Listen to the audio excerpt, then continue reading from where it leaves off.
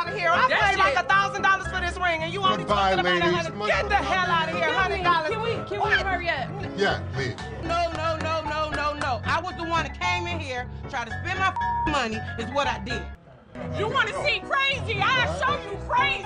I better not see you again in that vehicle. I'm gonna hit you with my truck pile. Yeah, I mean, I'm not leaving out of here till I get to station. That was up. The big customer swings at Ashley and doesn't miss. A man flips out about his missing game system. The customer starts to throw stuff when told no. The female customer turns hostile when a laptop pawn goes horribly wrong. An angry wife wants her wedding ring back. A woman flips out because her ring was sold.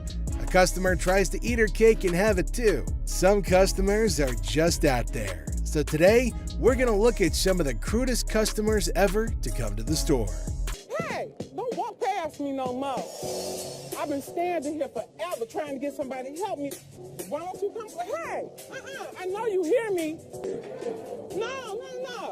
You know what? Give me a manager or something. A customer isn't happy with the services and is more than happy to trumpet her grievances. Hi, you a manager?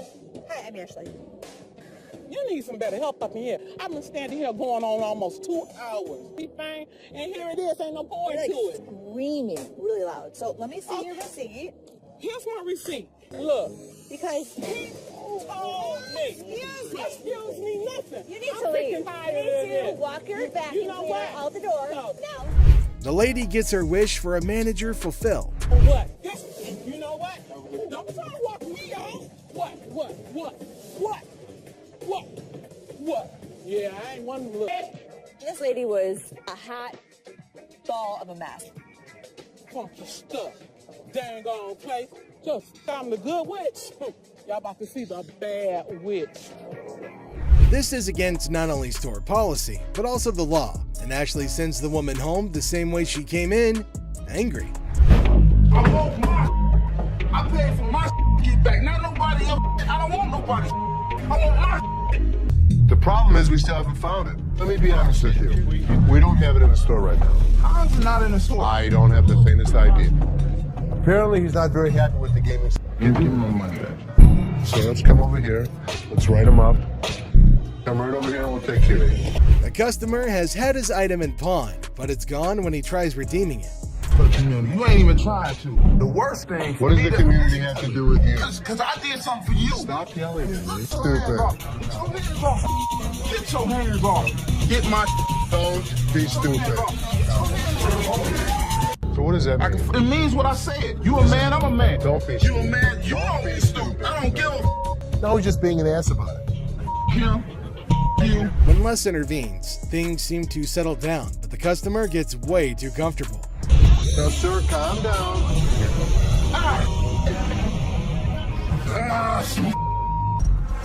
I give you my word. Whatever I owe you, you're going to get. Here's what I can give you. He finally calmed down, and we struck a deal. This was one of those situations that should have never happened. The problem was, Seth's guys f***ed up. He tells me I can run stuff, and then he doesn't give me the power to do it. Let me make the decisions. You have to trust me every once in a while. Just when you think it can't get worse, it does, as the man goes for Les's throat. Good. What's up with this? Give me 1 second, sir. To be honest, I don't think we're gonna take them, brother. You say what? Go get somebody for me, dog. This made me act up. Yeah, what's going on, man? What's going on, cuz? 40? No? Yeah, I'm not interested. For real? For real. This on that bum. Listen, don't be throwing the at me. You understand? You understand? There's no shortage of entitled customers who come into the store, and this next one easily fits the bill. I mean, what's up with that? Nothing. I'm just calling you a scene, so. Y'all about to rush me or something? Here's a guy yelling at the front. What's up with that? On that bum. Listen, don't be throwing the at me. You understand? You understand? Trying to gang. You understand that, dog? Trying to gang up. You understand that, dog? Gang up. Don't ever throw. Take your hands off my mother. With the customer starting a tantrum, Les finally speaks, and let's just say the others were nicer to the man-child than he was. Yo, y'all ain't over here anyway. I smack the out your ass. Don't even reach behind nowhere. Reach what? Nigga, if I got it, got it. Reaching, Jonah. Don't I be got killing my stuff. Where the is the loan at? Don't try to steer me down. Mark. Well, and what you gonna do? This guy was threatening me that he's coming back. Does he think we don't have security cameras? Does he think we don't know what his license plate number is? It'll be his worst day. If he even thinks about Try to step up like they was some players. They ain't even really in my ball game. I'm in for real. I'm up. this mother thought he was a badass. As you can see, I'm a badass. Les not only kicks him out, but also ensures the man stays out. If it were up to him, they'd probably ship the man to another state. I had got my TV out of pawn. Okay. They didn't give me a receipt, and I need the receipt. We don't give out receipts. What you mean you don't give out receipts? Nikki's about had enough with this chick, but she still does a stellar job trying to explain to this lady what's going on. We don't give Y'all give out receipts. I do business with y'all all the time. You're sure you're at the right place? You know, that's the right question to ask. After all, if she really was a repeat customer, she'd know they don't hand out receipts for pawned items that have been recovered. I need a receipt. My man needs to know what the I spent my money on, and you sitting there looking all stupid and you can look at me like you stupid if you want to.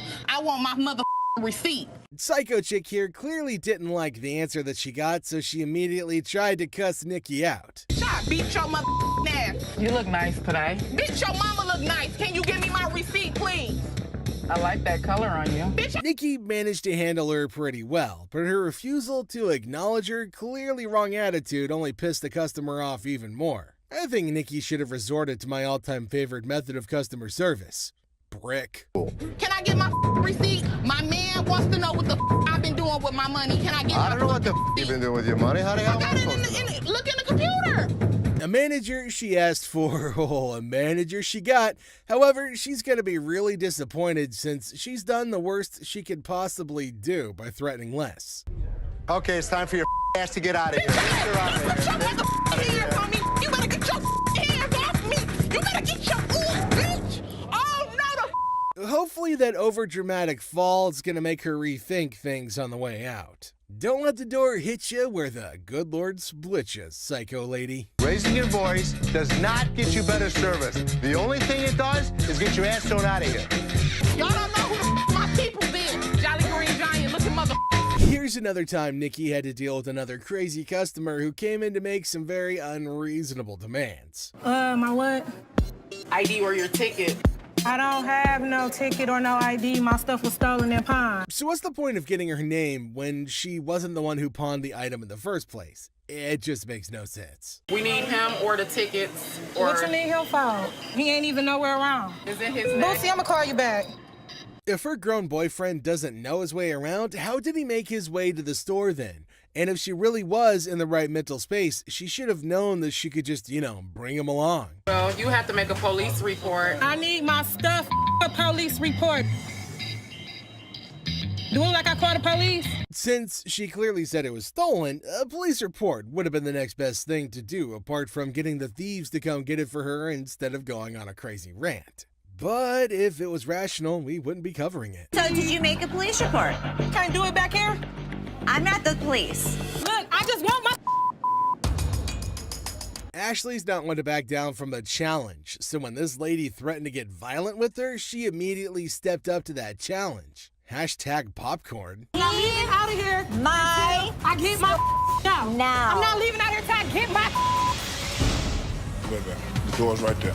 Seems she was at least conscious enough to know that there's no way she could ever dare touch Ashley with security around. Kathleen! Okay. Oh, please. Bye. See ya. No. Hi, how are you? Got a little bit of a problem. Can't imagine why. My kids were playing around last night, broke my teeth. Now I have no teeth. They broke all your teeth? I had dentures. So they How'd were they playing. bring them? They flushed them down the toilet. And you want how much? About $300. $300. So I'm not gonna be able to give you 300. Two? No. See, the issue is it has to be a certain amount of weight. A woman with a smile like a jack-o'-lantern entered, claiming that her mischievous children flushed her dentures down the porcelain plunge. Now she offers a promise ring as collateral, hoping for $300 to buy replacements. Ashley politely informs her that it's more like a $10 promise, triggering a meltdown worthy of a Shakespearean tragedy. For me to pay you for the silver. Right, I The understand issue- it ain't worth all that, so what can you give me? $10 to buy it. No, I need more than $10. See, I have no teeth. Right, I go so to work I'm not tomorrow. paying you for your teeth. Okay, well, what the can you do then? The woman launches into a guilt trip that would make even Mother Teresa flinch. Now, Ashley stands firm, offering a measly $10 just to get rid of the verbal hurricane. But oh no, our toothless typhoon isn't satisfied. She throws insults like confetti, calling Ashley names that would make a sailor blush. Takes one to know one, doesn't it? Talk a lot of smart, bitch. I do, and so do you. Keep walking. Now what? I'm here. Now what? I'm here. Keep walking. Bitch, my car's this way. Lucky Ashley didn't knock the teeth out your mouth. Ashley, pushed to her limit, unleashes her inner dragon. The woman, finally defeated, slinks away, muttering threats. Ashley, victorious but slightly singed, sighs. One down, a million more to go. Hello. How are you? I'm fine. How are you? I like your nail polish colors. Thank you. What do we got here? A laptop? Laptop. You type in your password? What brings you in today? I just want to pound it in so I can give my sister some money. All right, I can do 150, and that's what I can do. Okay, can you do 165 or not? I can do 150. Okay, I know what, I ain't got time. Ashley greets the woman with nail polish flair. But oh boy, we got an issue. This is a laptop fiasco. Now she's trying to get cash for her sister's birthday bash, but the password's playing hide and seek. Now she's clueless, and Ashley's like, try again. But it's like asking a goldfish to play chess. Negotiations start to begin. Or do they? I ain't got time for this. I'm here to help you. Okay, well, you have a really, really bad attitude. It's like you don't like your job. If you don't like your job, you shouldn't work here, sweetheart. I'm sorry, you really shouldn't. I haven't even talked. I said I could go 150. The way you treat your customers is so disrespectful. I actually asked. It's so disrespectful. Well, I'm sorry. I told you, I can't take 150. You know what's disrespectful? Learn how to talk. Learn how to talk. Learn how to talk. Have a good day. You were too silly. So are you. Don't touch my stuff. You were so silly. If you want me to... It's a bargain battle royale. Now the woman wants $165, but Ashley's all like, I'll give you $150, and it's a standoff. Then, boom, attitude explosion. The woman's throwing verbal haymakers like it's a boxing match. Ashley's like, hold up, honey, don't sass the cashier. But the woman's not backing down, even if it means storming out in a huff. Want me to help you? Your worst mistake is to tell me off. I could take my business somewhere else. Are you a lady or are you a baby? Excuse me, sweetheart. About it. I'm running the next door. You think you're really gonna be able to handle that? I did this one. I did all the heavy lifting with him. Give him. You coming to the door like you gonna do something? But, man. Gold earrings. In the golden world of earrings, Ashley and the customer embark on a carrot quest. The earrings sparkle, but the price tag dims the shine. The customer eyeing the digits suggests a hilarious plot twist, an exchange proposal that could turn this jewelry journey into a comedic barter ballet. Looking for some gold earrings. You are in the right department. In the dazzling dance of earrings and dollar signs, the customer flips the script with an exchange proposal. Ashley, the jewelry juggler, contemplates the weight of the situation, hoping those earrings don't tip the scales against her. It's a hilarious jewelry version of Let's Make a Deal, where carrots and comedy collide. Well, what we can do is I can take those and apply money towards these. In the comedy club of carrots, Ashley drops the punchline, a whopping $500 for the desired earrings. The customer, expecting an exchange extravaganza, faces the reality check. Okay, so what I can do for you today, I can apply $40 towards these. I paid $500 for those. What do you mean? You can't do an exchange? Ashley, the weight wizard, spills the carrot beans, revealing that these earrings are more featherweight than a dieting hummingbird. It's a priceless jewelry negotiation that has the audience and the scales in stitches. Okay, I can't give you $500. Why you can't? Because it's not worth. In this comedy climax, the customer unleashes carrot chaos, insisting her earrings are weightlifting champions. The tension escalates as she dubs Ashley boo, but a touch sets off a mini drama. I know how much these cost, boo-boo. Because you scream that they're gonna get you more money, boo-boo. The pawn shop becomes a carrot battleground, and Ashley's final offer of $175 is the punchline that sends the customer storming out, leaving the jewelry saga in a carrot cloud of comedy. Everybody else good. Pose made you Fake diamond. In this wild pawn shop showdown, two characters storm in like a tornado, armed with an attorney and a demand for $900. The seller, caught off guard, awkwardly requests a card while the attorney seems more like a background dancer in a chaotic legal dance. It's a scene where negotiations are more like a comedy sketch, leaving everyone wondering if they stumbled into a legal circus. I got my lawyer with me. This is wrong. Show me your card. I don't have a card with me. It's my attorney. Customer unveils a questionable earring, claiming it turned his ear into a rainbow. The seller, armed with skepticism and a keen eye, dissects the earring, declaring it a fake diamond disaster. So what do you want to do today? You want me Can to I get figure my money out? back? You want me to figure out why your ear's turning a different color? Is that a real diamond? Enter the legal cavalry. The customer brandishes a lawyer in the name of mismatched receipts and the ear that turned technicolor. It's a jewelry malfunction turned legal circus, and the pawn shop is now the stage for hilarious gemstone saga. This is not the correct earring for the receipt. Chaos ensues as the customer brandishes a jewelry store receipt like a wizard spell. The attorney, a sidekick in this legal circus, demands a refund for the rebellious earring. The seller, caught in the crossfire, faces threats of escorting and leg knocking, all while insisting they won't budge. It's a legal showdown where the only guarantee is a laugh-out-loud twist around every shiny corner of the pawn shop arena. The earring does not match the description. What you mean? So you saying now I just brought an earring in?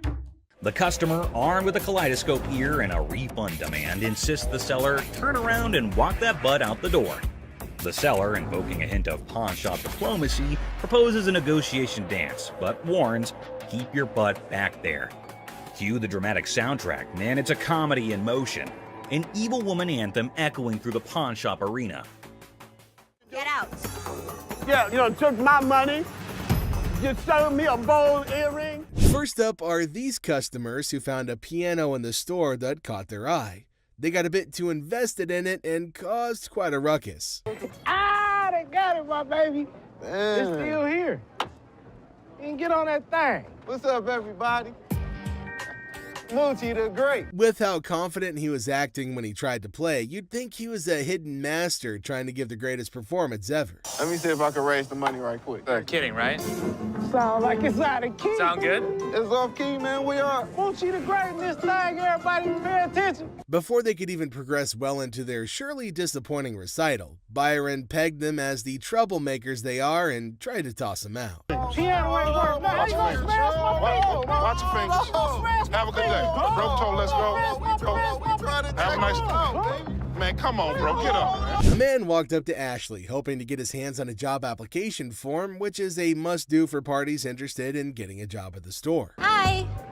I need a job application. Okay. What position are you wanting? I'm trying to be security. Okay, let me get it for you. All right, thanks. The guy must not know how recruitment works. After all, they haven't even checked his answers. Talk less of his background, yet he's already asking to know when to start. Like, when do you want me to come back? We're gonna have to review this, and then we'll get back to you. Someone told me to come in and fill out the app. He said he got me. Who was it? Rich. What's going on, Rich? He said you told him that you were gonna hire him for security. If I really knew this guy, then his decision to cut him off at that moment was definitely warranted, since the allegations against him could have cost him his job too. He's not the owner after all, just an employee. We used to chill all the time, man. They don't really have a clue what you're talking about. I'm saying, but you said come in here to fill out the application and you was gonna give me a job, man. You know what? And you said that I was going to hire you today. Yes, bro. Okay, well then let's make this real quick and simple. You're fired. Just like that, he probably set a record for the fastest hire and fire at that moment. I wasted my time coming up here. You know what? You're wasting my time making up these stories. Let me show you how security really works. Why would you Felix, leave somebody get him the out of here. That's security. Get Nice out. working with you. Bro. This customer dressed in this very elaborate costume came into the store looking to sell his earring. How can I help you? The genius idea of trying their hand at the slot machines that were lined up for sale at the store.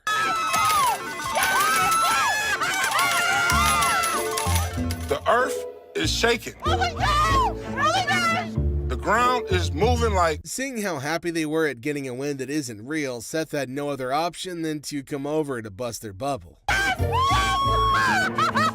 wonder how much that is. You got nothing. It's for sale.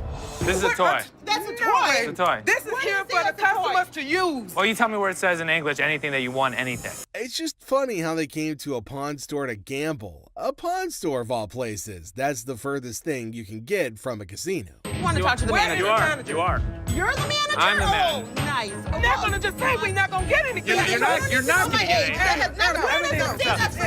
That's a really funny mother and daughter duo right there. They seemed to believe that they had rights to claim rewards and they were going to go through any length necessary to get them. No action of that kind's going to go down while Byron the Snuggle Bear is watching though. Come on! Y'all out of order! Mom, let's just go! Oh, out of order!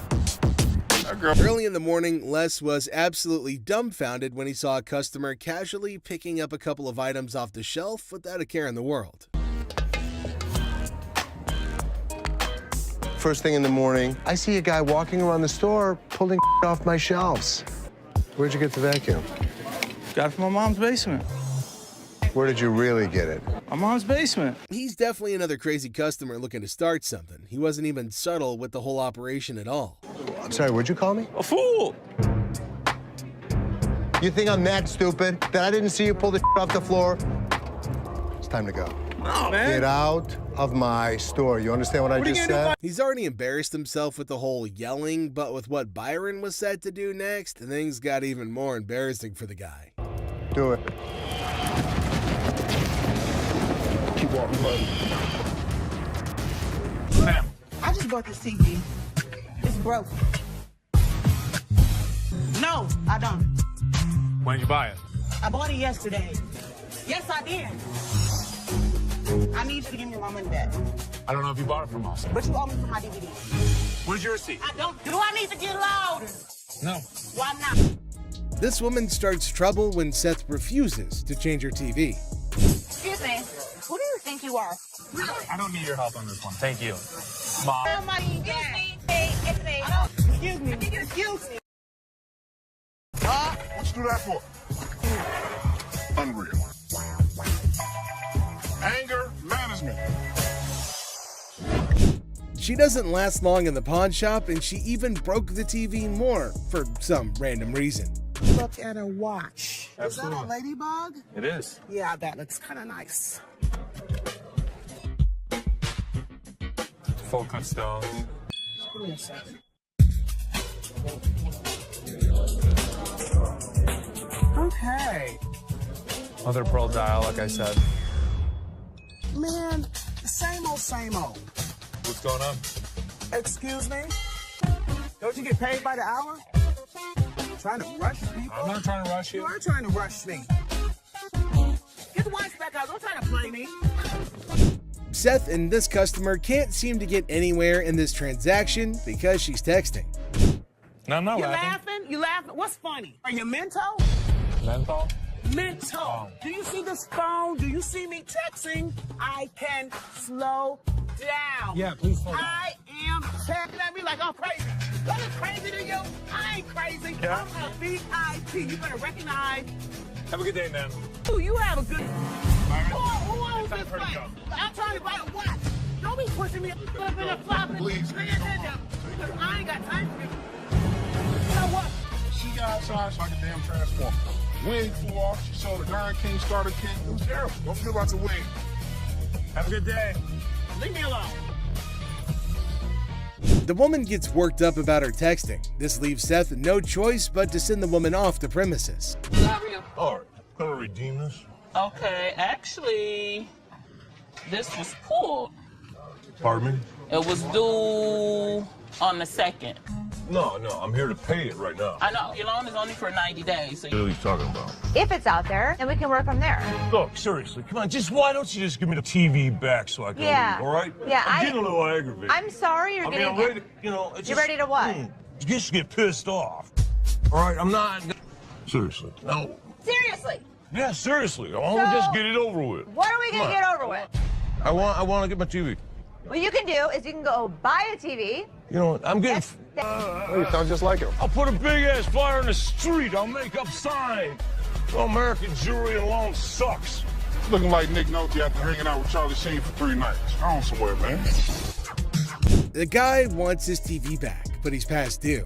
And it's really hard for this delusional man. A different and uglier brawl erupts in the parking lot. Talk about a mess. Bizarre bikini. Check out this granny of the century who strolls into the pawn shop with an elderly figure that has a lot to do with, I don't know. You have a look and maybe you decide. Which is the doll? I heard that. I'm undressing her. What can I say? A really nasty looking woman, but a very cool item. Yep, that's about accurate. You just saw a long-legged granny in a bikini. All the efforts are done in the name of art. However, our granny here invested in this model. How much did you want for this thing? I'd like to get $500 for it. This thing is art. It's a very cool item, but not for that price. She's really cute. I mean, she's really fun to look at, but it's not going to be even close to $500. Never mind, that was gonna be a deal breaker. Unless Les had some more quotes to add to the art piece, this stirs things up for the selling mix. Here this woman was playing my game, and I was losing. 200. 190. I'll take it. Will he stop? Okay, schlep it home. You know, I heard my dad saying it wasn't worth the extra $10. Bull. She wants 200. Latex vacuum bed. Look who's spicing up the pawn shop scene. This dynamic duo's got a latex vacuum fetish bed up for grabs. You know, just your average afternoon errand. Latex vacuum bed. A what? A latex vacuum bed. So you have sex with latex? Pretty much. It's like the autoerotic asphyxiation is what Pretty it is, much, right? yeah. Bobby J surprisingly knew exactly what this thing was. All right, I was wondering, who needs candlelit dinners when you can have vacuum-sealed intimacy? I'm not here to judge. However, here's a quick demonstration. Is it normally when Felix has his hand over his mouth? Normally what they like. I actually used it. Are you breathing? There we go. Not gonna work. It's working. Everyone's a critic when it comes to, what's the word? Innovative sleeping arrangements. Yeah, there we go. And we aren't sure if that ever went up for the big sale. Used it. So how could you not want to do this with him? Because I don't want to suffocate. It's not for everybody. I'm familiar with the bed. Very much so. Just imagine having sex now. He don't have to hold you. Perfect. Well, now we got that out of the way. Watch your punk ass up, but you ain't getting my motherfucking car. You said, bitch. I got my laptop home. I ain't leaving this bitch till you give me my money. I need my motherfucking Time to go. No. My friend's laptop. Are you low on cash? How about you swipe your laptop, hoping to make a quick profit at the nearest pawn shop? If you want to give it a try, just watch what you're heading into. What the hell? You mean to tell me you don't stole my damn laptop and I don't blame them damn kids for this damn laptop all this damn... That's how you don't blame me? We supposed to be friends? Got me up. Taking my laptop. Ugh, that tension, right folks? However, our big boss Les was unable to fully comprehend the conflict. And he couldn't care less. These people were just up to making a fool of themselves. I think that these women were fighting over laptops. Watch your punk ass home, bitch! Watch your punk ass home! Cause you ain't getting my motherfucking car, you said, bitch! I got my laptop home! But we, being a sucker for drama, sorted it all out. Apparently, somebody's valued belongings were stolen by their BFF. What chance do they have of surviving this unthinkable betrayal? I got laptop all this motherfucking time, and I'm thinking these damn... Okay. All right, that's enough. That's enough. All this time, my laptop was missing, but I got my laptop. That's all that matters. All right. Earring error. In the dazzling world of pawn shops, we find a woman aiming to part ways with her prized earrings. But only if things were that simple, then there wouldn't be a whole show made out of it. I'm here to pawn these earrings. Okay. Trying to get $350 for them. Why do you need the money? It's none of your business why I need the money. Pawn my mother jewelry. We all know that our big boss here has quite a keen eye for the merchandise he deals with. And warning, you better watch out if you try to sell him a knockoff. These are real. They are real earrings. They're just not real diamonds. They are. No, yes, they're not. they are real. How the you gonna tell me just by looking at my that they not real? They're not real. As things were getting hot, the woman kept getting non-negotiable. That definitely makes a reality TV treat. Keep it coming, girls. Ladies that act like ladies are treated like ladies. No, it don't work act like I ain't leaving this bitch till you give me my money. I need my mother. Time to go. Stubborn guy. Our Mr. Clumsy here managed to turn his girlfriend's car all wrecked up. Now, he's off to pawn his genius-level ideas to fix the car and his relationship. I need to pay my court fees. I got a DUI, crashed my car. Well, her car. I took her car with a couple friends. You just need to get as much as you can. It's not your damn business. I'm here for you. All full of himself, he went all gangsta mode on Seth, trying to get money for 2 of his rings. Did it work? Nope. However, things were about to get more annoying. What's the highest you'd go? $900. That's ridiculous. Tell him what it is. Don't tell me what to do. Stop talking. Stand behind me. What's the problem? Tell her to stand behind me. This is men talking right now. Our boy's respect for his girlfriend shines through as the negotiations heat up. Hold on to your seat, because this encounter was a true lesson in having proper manners. Maybe we should just take the money. That. Stop talking. Just Dude, stop seriously, talking. why are you such an ass? No, you need. No, I don't need to. You're in my store. This It is my property. business. This It's is not my your property. Do I She's her tell own your person. property what to do? Hopefully one day she'll wisen up, move on, and realize that this guy's complete. Next, some users are even cracking jokes about why the guy was so willing to sell such a masterpiece. One such comment was he must have been scared of his wife's anger, whose eyes are always fixated on that sword. And if she ever gets her hands on it, she's ready to knock him off. Talk about a dangerous situation. Another user said he got robbed? Well, we have to wait to see the actual plot. That was pretty foolish, right? I mean, who was going to check if the thing was actually legit or not? So they asked the seller how much he wanted for it, and he said $5,000. The buyers were skeptical about its condition and started throwing offers as low as $800. That's a crazy drop. But then he got to meet up with Mike Yamasaki, the expert. And Corey explained how he took a shot in the dark and bought the sword without knowing if it's actually worth the money. So, after taking a small glimpse at it, Mike recognized it as a samurai sword and told Corey the history of the sword. He stated that after World War II, around 3 million Japanese swords were taken out of Japan by the occupying forces. In those days, the Japanese warriors, also known as samurai, were skilled professional fighters, and the samurai sword was like their badge of honor. If you didn't have one, no way you could call yourself a samurai, man. Then Mike decided to inspect the sword and took a closer look at it. After considering the condition, the expert estimated that it can be restored for around $3,000. But here's the exciting part. After the restoration and blade sharpening, Corey could potentially sell it for a whopping $15,000. That's a tenfold increase from what he paid for it initially. So, risky game. But does it always turn out to be luck, or sometimes they just lose everything? What are you doing? Fake earrings. 2 sassy black queens strut into the pawn shop, flaunting earrings worth $350. The seller, bewildered, innocently inquires about the swearing, prompting the girl to unleash a verbal firework. Trying to get $350. You ain't even looked at my. Do you know that these aren't real? In the sizzling pawn shop showdown, the women insist their earrings are as real as their sass. The seller, sweating in the Lacote, tries to diplomatically handle the diva duo. It's a battle of bling, attitude, and a heat wave, all under the watchful eye of leather-clad thermometers. Comedy gold. How the you gonna tell me just by looking at my that they not real? They're not real. As the Queen of Sass declares her exit, she throws shade like confetti. Insults rain down, targeting the seller's wrinkled-up hair and questionable fashion choices.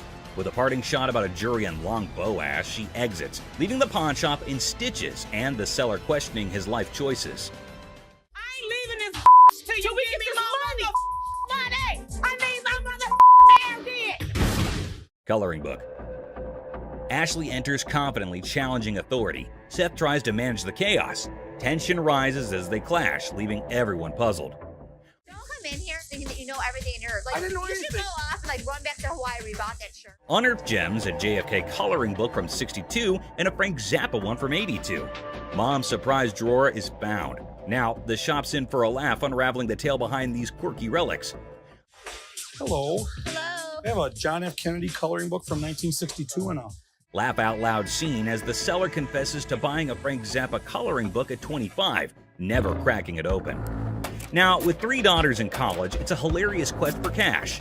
The quirky relics become the center stage for a funny exchange in the pawn shop.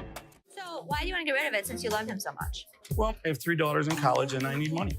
The negotiation dance continues as the seller justifies prices, leaving room for haggling. Tension rises comically as the buyer feels snapped at. The shopkeeper offers a research break, declaring, "I'm not in a hurry," in this pawn shop sitcom starring quirky characters. Okay, do you want to give me some time to do a little research on this, or? All the time you need. I'm not in a hurry. The plot thickens as Ashley discovers the price coloring book online for $8.75, triggering a hilarious spat. I didn't say any of that Can you read that? $8.75. So make me an offer. 0. She hilariously expresses her dismay, accusing the customer of rushing and shoving a phone in her face. I'm looking at the one that he wanted $50 on, and I pull it off, and it says $8.75.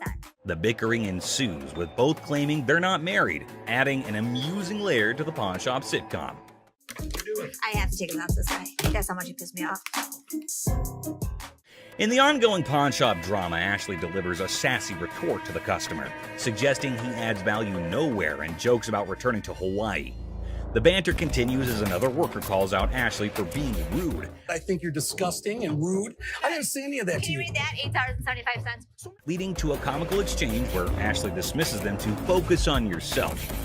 The workplace comedy unfolds with quirky characters and witty comebacks. Well, you don't add value to the organization. I have one. Well, thank you so much. But the next time you send my paycheck, you can tell me how to work. Parking lot. Cue the workplace alarm. The notorious parking lot gambler is back, and the office crew is on high alert. With a battle cry of "Let's go get him," they embark on a mission to catch the elusive man of many lands, or as they dub him, that lady Pakistan. Office drama just hit the jackpot. What? Gambling again in the parking lot. Meet Robert Robertson, the maestro of sports memorabilia, introducing himself to Dennis in a pawn shop saga. The plot thickens as he unveils a treasure trove of Detroit Lions autographs salvaged from his sister's basement flood. Forget superheroes, this guy's heroics involve rescuing signatures during a Union picket line water ballot. All right. Here's Robert. Robert, Nice to I'm meet Dennis. you. Nice to Nice meet to you. meet you, Dennis. Here, I got an item here. You might be interested in. In the wild world of pawn shops, Dennis is hit with a first, an NFL labor strike poster. As Robert pitches his Union picket line relic, Dennis, caught between fandom and frugality, contemplates the value. It's a negotiation dance where even the poster's wrinkles have a say, and Dennis dreams of a dad who'd splurge on a heartbeat. What, Steve Bacchus? This is the first time a guy actually brought in an NFL labor strike poster. Dennis and Seth, the dynamic pawn shop duo, are advised to step up their deal-closing game. In the battle of signatures, Robert's pitch clashes with Dennis's detective skills. It's a showdown of history versus water stains, where even a tear is more drama than a soap opera. Selling history hard, selling water-stained history a comedic challenge. One just like this mint, though, and he got $950 for it. Right, so if that was mint, why would you want $1,000 for this? In this hilarious haggling carnival, the pawn shop pros are on their knees, throwing cash offers at Robert for the water-stained NFL labor strike poster. It's a dollar dance-off with Dennis and Seth, and they're juggling 20s like it's a comedy club. In the end, it's 520s that win the bid, leaving Robert with a pocket full of paper and the pawn shop crew high-fiving over their historic steal. $75? No way. Offering you just $100 cash money right now would make it. This woman claims her boyfriend pawned her TV, but Ashley can't help her the way that she wants her to. It doesn't end there though. The woman tried to take a cone since she couldn't get the TV.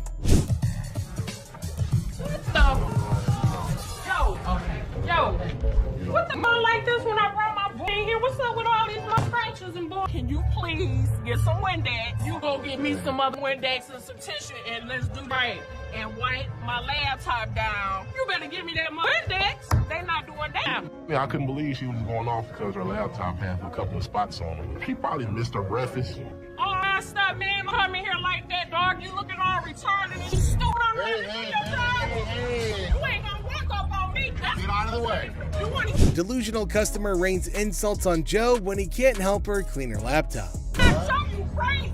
You don't realize who you messing with. I see you again in my vehicle. I'm gonna hit you on my truck. Look at this. All this dust and stuff. This my sponges and I shouldn't even have to do that. You think I'm gonna do business here again? Yeah. When I was standing out there and I kept telling you to move away, you're walking back at her? How are you doing that? Get away. When that happens, remove yourself. Be professional. The crazy woman is shown out of the store and Les shows his disappointment to Joe. How are you? I'm fine. How are you? Like like your nail polish colors. Thank you. What do we got here? A laptop? Laptop. You type in your password? What brings you in today? I just want to pound it in so I can get... How do you forget the... When's the last time you used this? About a month ago. You forgot your password? Yeah. Try again. I need at least 165. I mean, I can't do 125. 65 or not. When a lady comes in with her laptop, she forgets her password and manners, but Ashley can only help her with one of those problems. Okay, I know what, I ain't got time for it. It's like you don't like your job. You don't like your job, you shouldn't work here, sweetheart. I'm sorry, you really shouldn't. I am respectful. Learn how to talk, learn how to talk, learn how to talk. Have a good day. You were too silly. So are Don't you. touch my toes. Flat out. You done? I don't give a Like I said, I don't care. I can take my business somewhere else. The lady obviously doesn't like the sound of $150, and the negotiation goes downhill from there. Lady, or are you a baby? Excuse me, sweetheart. Hi. What the you looking at, bitch? What the you looking at? I'm talking to you, bitch. What you looking at? You know what? Take this outside. What the you looking at? What the bitch? You fat bitch. Fat ass bitch. You ain't with a fat ass bitch. Go walk somewhere, bitch. You too like I said. I can take my business somewhere else. You don't know me, bitch. Crazy. That's what I'm talking about. Walk away. Bye. Bye. What more can we do? Since the lady won't stop talking, Ashley engages her, and it's like setting fire to dried sticks. Council manager. That's me. How can I help you? My wedding ring that's $5,000, you guys have it. I want it back. Okay. Give me a ring. Yes, he took it because we're having financial problems. I get why he did it. I just want to come in. No, I didn't make a police report. The hell am I going to make a police report for? I'm not going to call the cops on my husband. I'm coming to you to get my... For the ticket? Oh, my God. I want my ring. Can Okay, you so get let in me... the computer and look up the name, tell me how much I owe you, and give me my... Nothing is scarier than a woman with a vendetta, and Ashley's best effort to handle this one with care absolutely fails. All I want. Okay, so let me explain to you how this works. First of all, I don't just look up somebody's name and give you their information. I didn't ask you to give me the information. Give me my ring. You bring your butt out. Mother-daughter feud.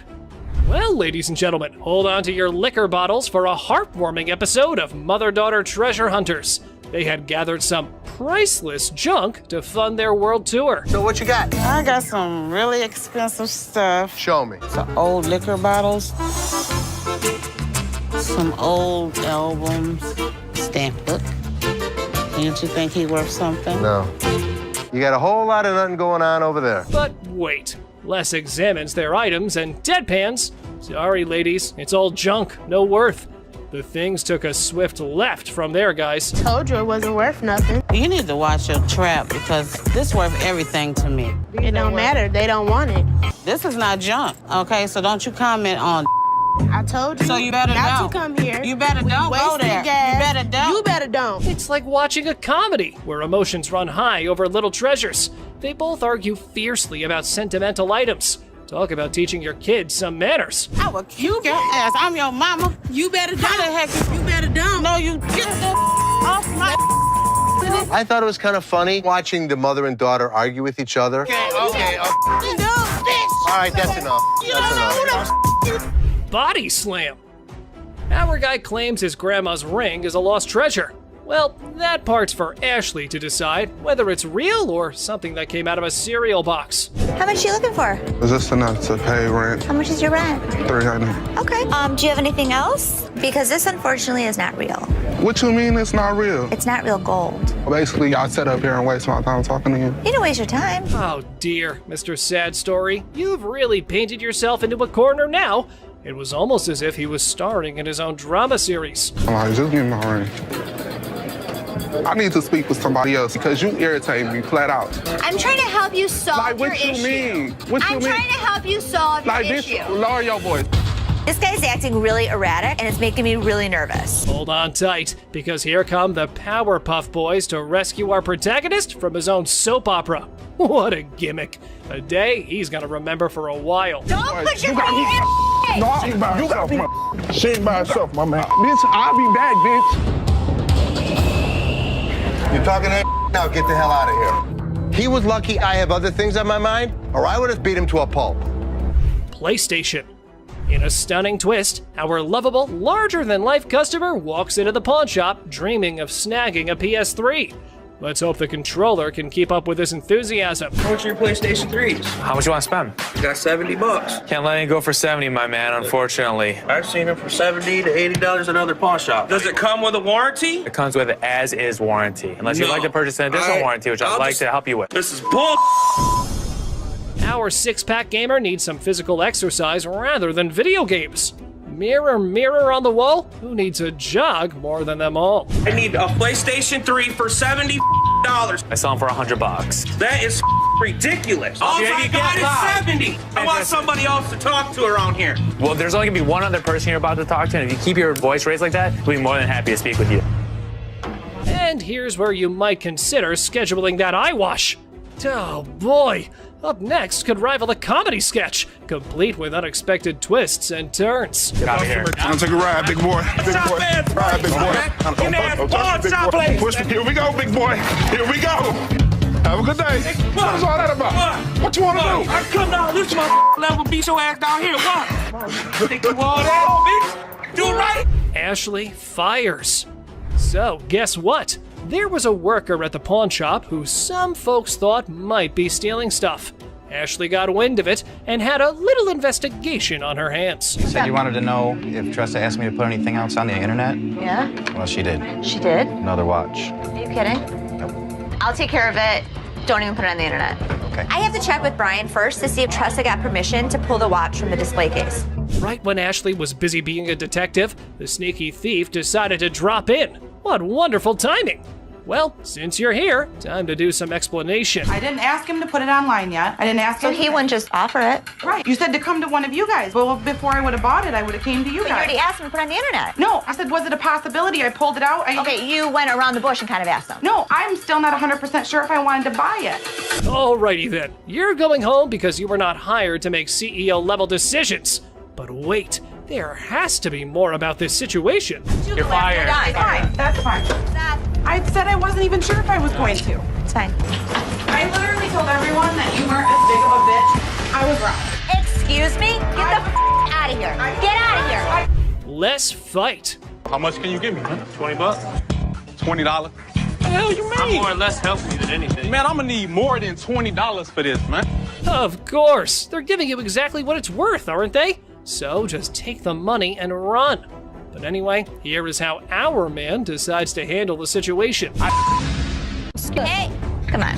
I played this game before. I know this was a scam.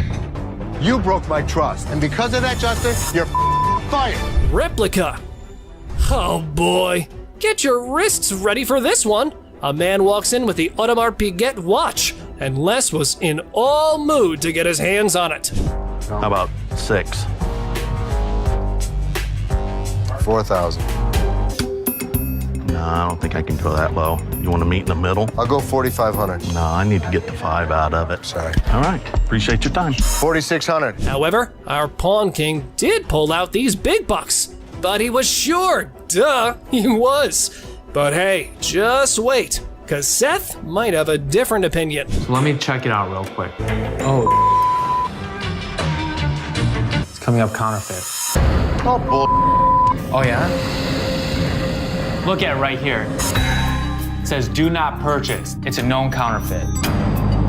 What? Did our pawn maestro get scammed? Well, wait. They called the seller back in for another purchase to trap him down.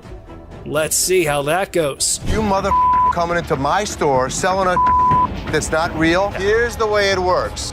Either give me my money back or go to jail. I bought them, and now, I've got taken on them too. I believe you. I mean, I'll give you your money back. Unreal diamond. Regular day at a pawn shop. Antique necklace. A man strolls in claiming an antique necklace. Now he faces the daunting challenge of convincing the pawn king Les that it's the real deal.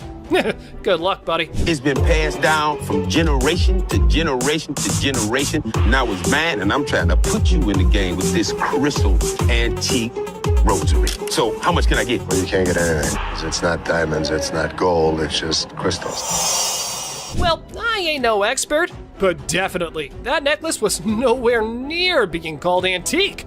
Mr. Too Much Full of Himself was clearly up to no good. How much would you pawn this for? I won't take that in pawn because we only take precious metal. It should be precious to you. Why should it be precious to me? Because it's antique.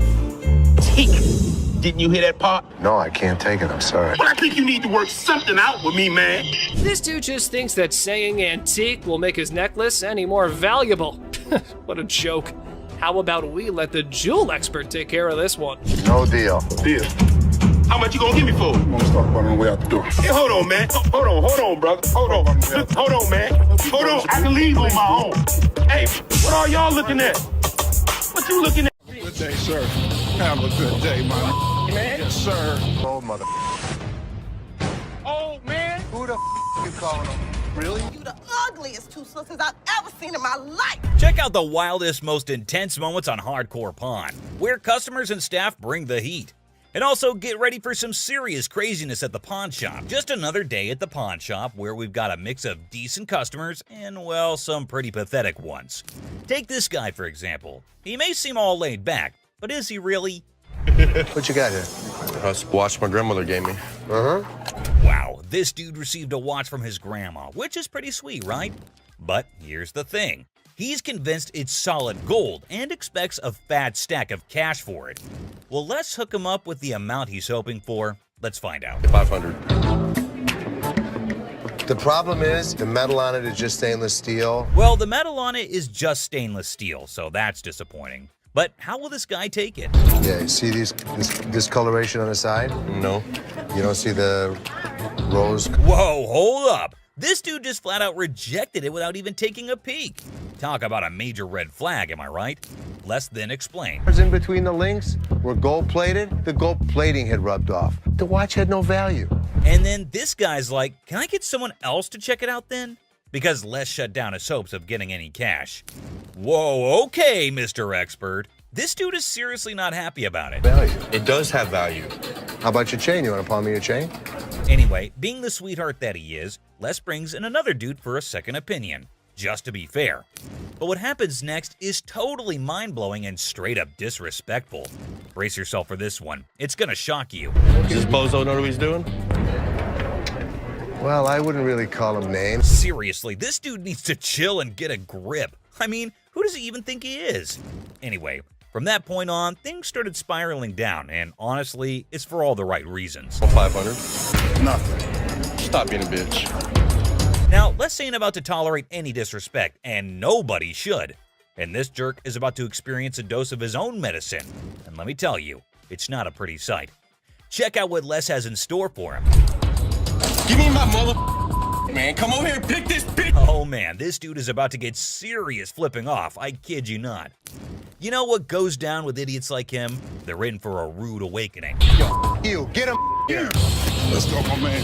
Have a good day, sir. Have a good... Gotta admit, that was seriously hilarious. What did Les have to lose? Nothing at all. But this guy, oh yeah, he got exactly what he deserved. The man just couldn't stop with the curses. Sir, let yourself out. Let yourself out. Oh, you think this was intense? Well, hold on tight because you haven't seen anything yet.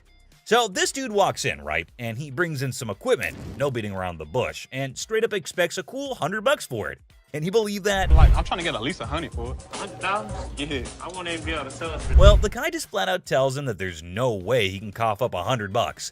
So the customer's disappointed, but hey, at least he's keeping his cool, right? So how much can you give me, man? 20 bucks? Well, we're clueless about what this dude's gonna pull off next. But hold up. Seth comes swooping in to handle the situation like a boss.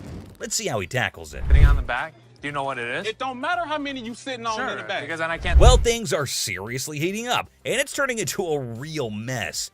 Seth tries to talk some sense into the guy, but he's just not cooperating. And instead, he's shouting like there's no tomorrow. Dollars for this. You paid $200 for that, I overheard? Yeah, I mean... Really, you paid $200. So Seth breaks it down for him, saying it's not even worth $100.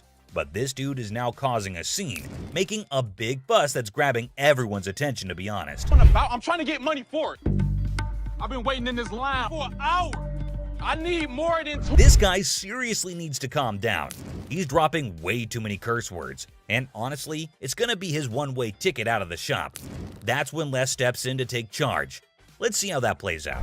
You gonna do old man? Who you calling old mother? Old man? No way, he actually said that? Like seriously, what the heck? This guy just keeps digging his own grave, making the situation even worse for himself. Brace yourself, because what he does next is gonna leave you absolutely stunned. Really, mother? I got this. I got it. You wanna give me more than 20? Oh my god, seriously? Can you believe it? This dude actually tried to mess with Les and thought he could get away with it without being kicked out. That's some messed up behavior right there. Like, what on earth was he even thinking? Wait for an hour. Really? Me? You. Well, he totally got what he deserved. But guess what? That's not even the end of it. Brace yourself for this next one. So, this lady strolls into the store wanting to treat herself to a fancy watch. She's all sweet and ready to drop some cash. What could possibly go haywire, right? This will be good. Okay. This one. This is really pretty. Now, this lady is seriously contemplating whether she should go for it or not. So, what's your take on it, guys? You think she'll end up taking it or not? That's really pretty. It's really pretty. Good on you. That one's 100. 100. Okay. She went for it. Well, everything's going pretty darn smooth so far. I don't want to jinx it, though, so let's just wait and see what unfolds next. Here. No. What is this? It's a $100 gift card.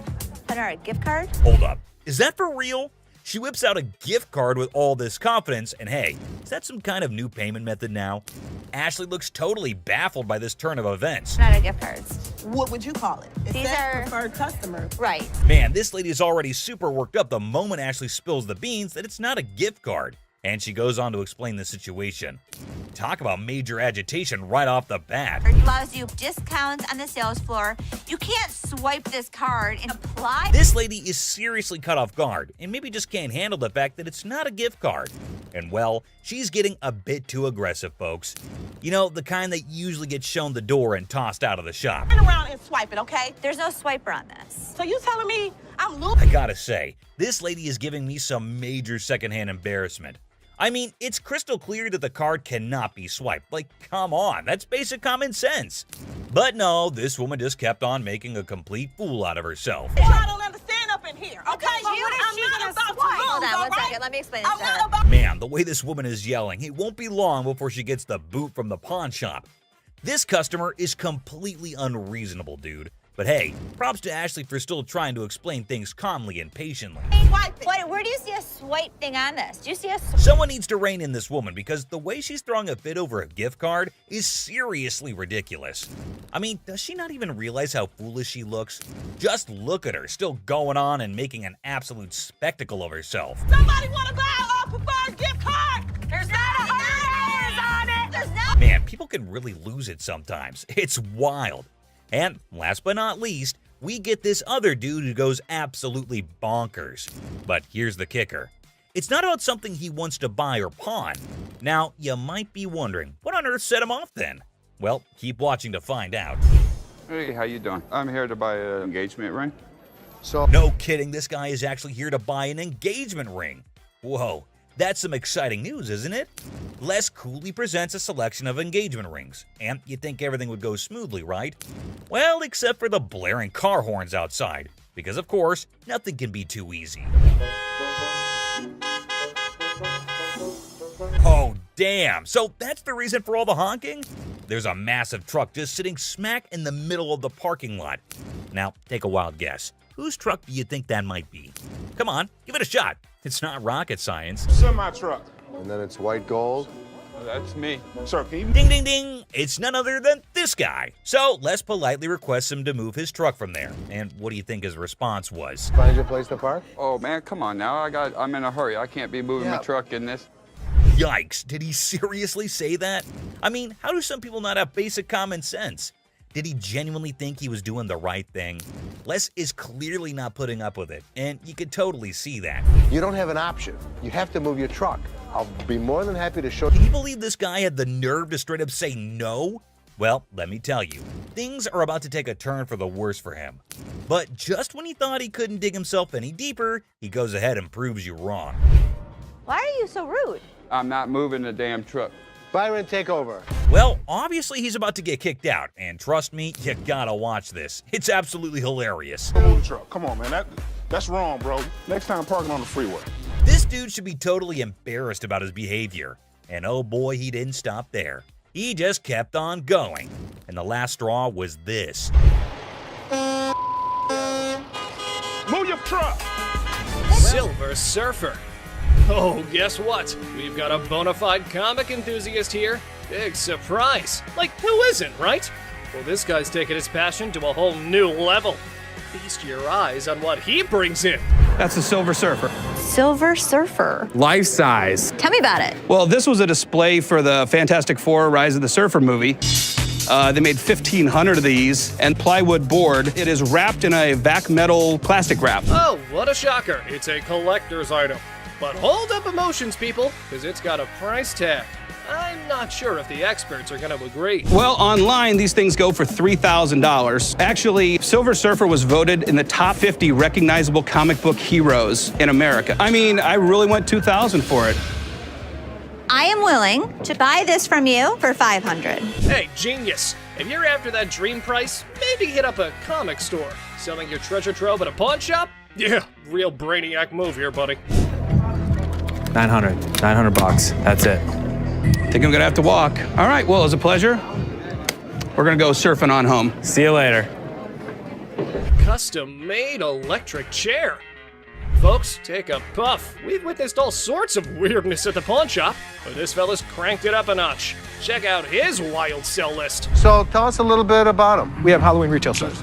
This is a custom-made electric chair. There's a whole show if you guys want to see it. Sure, go ahead, show us. Hell yeah! I'm really into this kind of thing. This might be the new feature at my house on Halloween.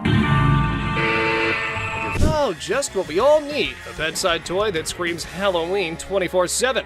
No biggie, except it's art, not like living in a slasher fic or anything. So we're looking to get about $8,000. Brand new, they're just above $9,000. And that makes a lot of sense. Right. Buy a used one that's 6 years old. Well, the for cool thing $8,000. about this one is that they don't make them like this anymore. You're right, they don't. The new ones are digital. Well, guys, Mr. Ambitious over here is dead set on this mystery item. Heaven knows what his grand plan is, but Les has a style for a bargain. Thank you very much for bringing Thank it you. in. We appreciate it. Thanks, my bad. Damn it. I'm a little disappointed that I gotta schlep it back home, but you know, with Michigan being, you know, like the #1 state for haunted houses and attractions and things like that. Elephant skull haggle. Oh, guess what? No fancy sofa, no blingy ring, and no one-of-a-kind car to pedal? No worries. How about you trade an elephant skull for some greens? Because that's normal, right? Skull of an elephant. Really? Very unusual. It's very unusual. My best friend had it, passed away, and I inherited this one. It's where the tusks were. I understand that. It came from Africa? Yeah, right. Well, I So- can promise you nobody has ever brought in an elephant skull, ever. That I can Little tell you. unique. Ever wondered where one finds a thing like that? Well, surprise, surprise, there's a thriving market for massive elephant skulls. Yeah, you heard it right. Skull heads. 1,000. That's as low as I'm gonna go. Let me talk to my elephant expert. Africans are buying now for $2,300 and the Asians are $1,900. The good part was, it's worth the money. There is a demand for elephant skulls, but I'll be damned if I'm giving it away. Okay, peeps. When Les locks onto something, prepare for a solar eclipse, because he's not releasing his grip. Anyway, there's a plot twist in this pawn shop drama. I got $700 bills waiting for me. $750. $700. And if you think it's worth $50 for you to schlep it home, It isn't. Schlep it. It isn't. Schlep it. I'll give it to you for $7. You got a deal. Thank you very much. Thank Come you. right Thank over you. here. We'll Thank take you. care All of it. right. All right. Yeah. Mark, thank you. Bone Rattler. Okay, people, the granddaddy of speed in the house. Ready to snatch up a drag racing car from the pawn shop? Who knew shuffleboard was just a warm-up? This guy is an expert. He knows all about drag racers. So does Jeff. Jeff is my jeweler, but he's much more knowledgeable with engines than I am. The guy that sold it to me said it cost him $85,000 to put it together. Probably clipping along at about 250 miles an hour. Fire this puppy up. I don't know how to start it. Gather around, youngsters. We got a drag racing sage here, boasting a mere 30 years under his belt. So the wisdom dump is here, as he schools the pawn shop owner. You know how to start him? Sure. I knew you did. How long you been racing dragsters? For about 30 years. Oh. You ready for this? I'm ready when you are.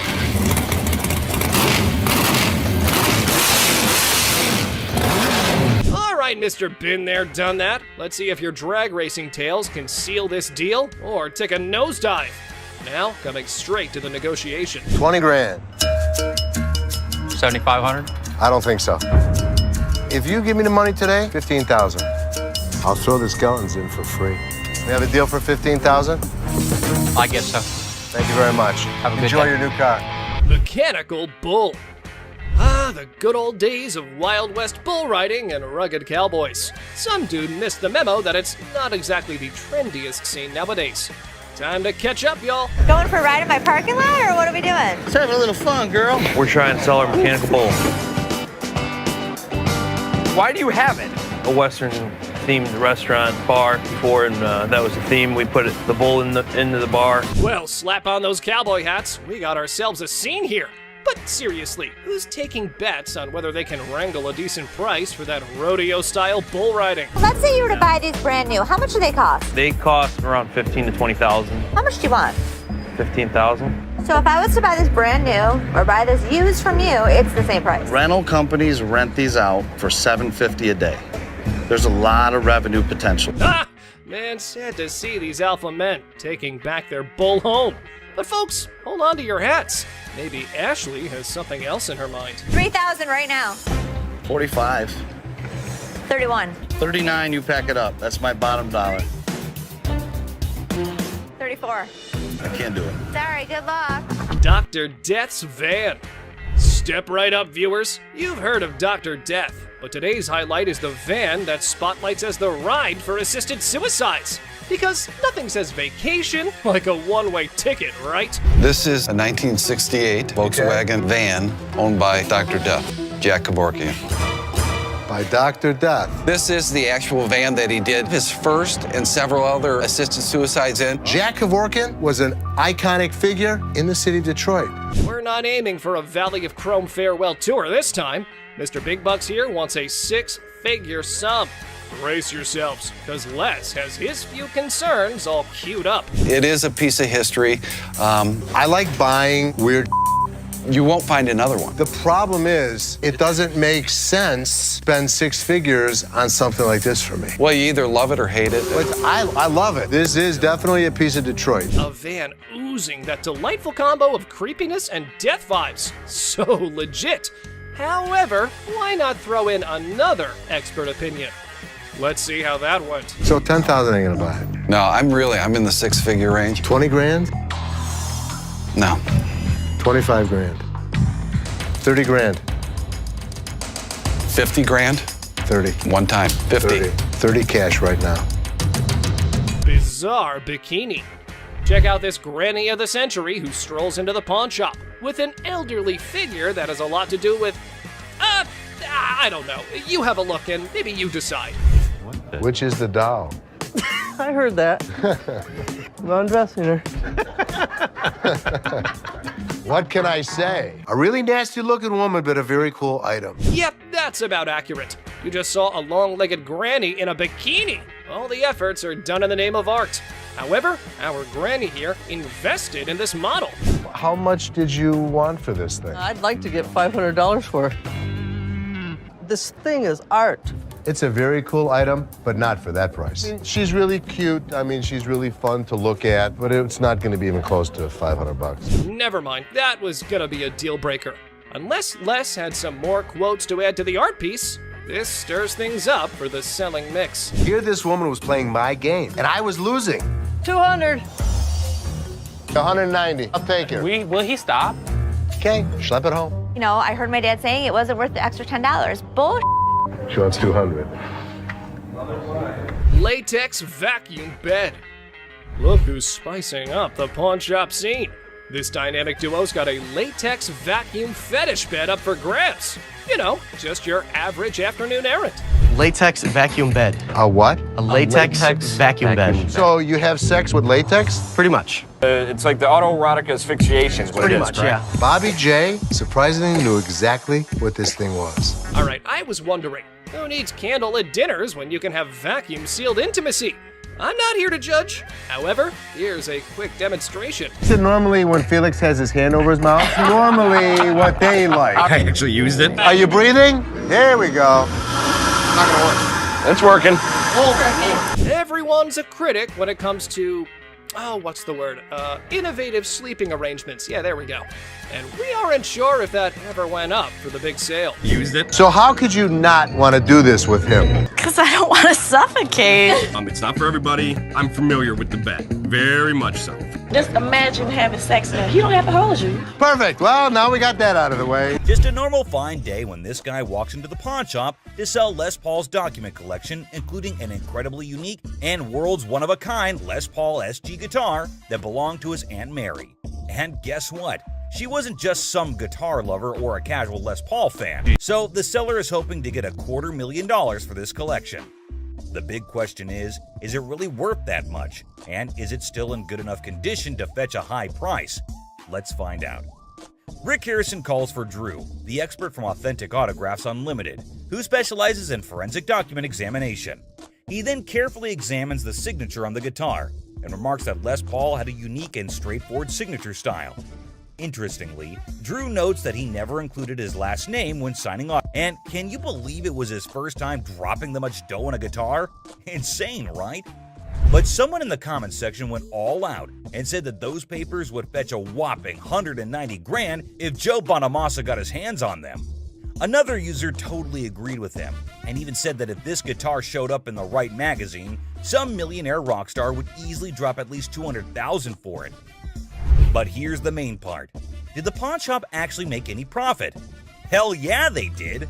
Once the show aired, they wasted no time and threw that bad boy up on eBay. And guess what? They scored a whopping $110,000 for it. They ended up making a cool $20,000 profit, guys. Now that's what I call a successful hustle. Next, some users are even cracking jokes about why the guy was so willing to sell such a masterpiece. One such comment was he must have been scared of his wife's anger, whose eyes are always fixated on that sword. And if she ever gets her hands on it, she's ready to knock him off. Talk about a dangerous situation. Another user said he got robbed? Well, we have to wait to see the actual plot. Taking the lawyer's word for it, Corey decided to take the risk, and then he went ahead with the purchase, even without having an expert to check its authenticity. I mean, let's be real, that was pretty foolish, right? I mean, who was going to check if the thing was actually legit or not? So they asked the seller how much he wanted for it, and he said $5,000. The buyers were skeptical about its condition and started throwing offers as low as $800. That's a crazy drop. Finally, he got to meet up with Mike Yamasaki, the expert, and Corey explained how he took a shot in the dark and bought the sword without knowing if it's actually worth the money. So, after taking a small glimpse at it, Mike recognized it as a samurai sword and told Corey the history of the sword. He stated that after World War II, around 3 million Japanese swords were taken out of Japan by the occupying forces. In those days, the Japanese warriors, also known as samurai, were skilled professional fighters, and the samurai sword was like their badge of honor. If you didn't have one, no way you could call yourself a samurai, man. Then Mike decided to inspect the sword and took a closer look at it. The Yasutsugu family only worked for high-level samurai, and their signature mark, like a logo, was detailed on the handle. It's the family crest of the Tokugawa family, who ruled Japan for a couple of centuries. And if anyone tried using it without permission, they'd end up losing their heads, along with their whole damn family. Scary, right? After considering the condition, the expert estimated that it can be restored for around $3,000. But here's the exciting part. After the restoration and blade sharpening, Corey could potentially sell it for a whopping $15,000. That's a tenfold increase from what he paid for it initially. So sometimes they just lose everything. Well, we'll see this in the next episode where a customer from season 16 walks into the pawn shop, hoping that the shop will take his 1700s flintlock pistol off his hands. This thing is ancient and looks fascinating for being so damn old. But the funny part, the gun looked puke-colored. Did you do the amazing restoration on it? I did not. But here's the thing. Hector, the seller, had no idea about the pistol's origin. So he decided to call in his arms expert, who knows his stuff when it comes to guns. Apparently, some shoddy paint job messed up the gun, and it can't even be opened properly. But hey, on the bright side, the details and engravings on the pistol are top-notch. They got this fancy style called grotesque, with all these weird-looking human and animal shapes. And the name, that would have helped figure out when and where it was made. Now Rick's super curious if this thing is actually worth anything. The expert takes a quick look and comes up with an estimate. I think it would be about $1,000. Once we restore it, if I can get it functional, I think it's at least $3,000. With that estimated value in mind, Rick decides to make an offer. So, I will give you $150 and relieve you of your problem. Would you do $250? Damn, just $150? Even though Alex said it was worth $5,000. Rick always pulls out the excuse that it's hard to sell, and there aren't many buyers out there. After a short negotiation, the seller settles for a mere $200. I know, unbelievable and kinda unacceptable. But since the gun isn't in great working condition, I guess it was the best they could do. Rick decided to take a chance and handed the gun over for restoration. Will it hit the jackpot or lose his $200? Let's see. It has brought back all the original details and made it look absolutely gorgeous. And guess what? It turned out even better than expected, but Alex hasn't tested it. Damn. Well, let's watch if it works. I got my headphones on, so I can't hear you. Yeah! Oh, it worked perfect! So after successfully restoring the item and getting it in working condition, that's a crazy profit of $4,800. Absolutely hard to believe, right? Someone even commented that Rick straight up robbed Hector in broad daylight. Users are not holding back with their savage opinions. Well, keeping everything aside, this was indeed one of the craziest profits earned at Pawn Star Shop. Moving on. In this episode, he had no clue about its real value, so he called in the military antique expert Craig Gottlieb to take a look.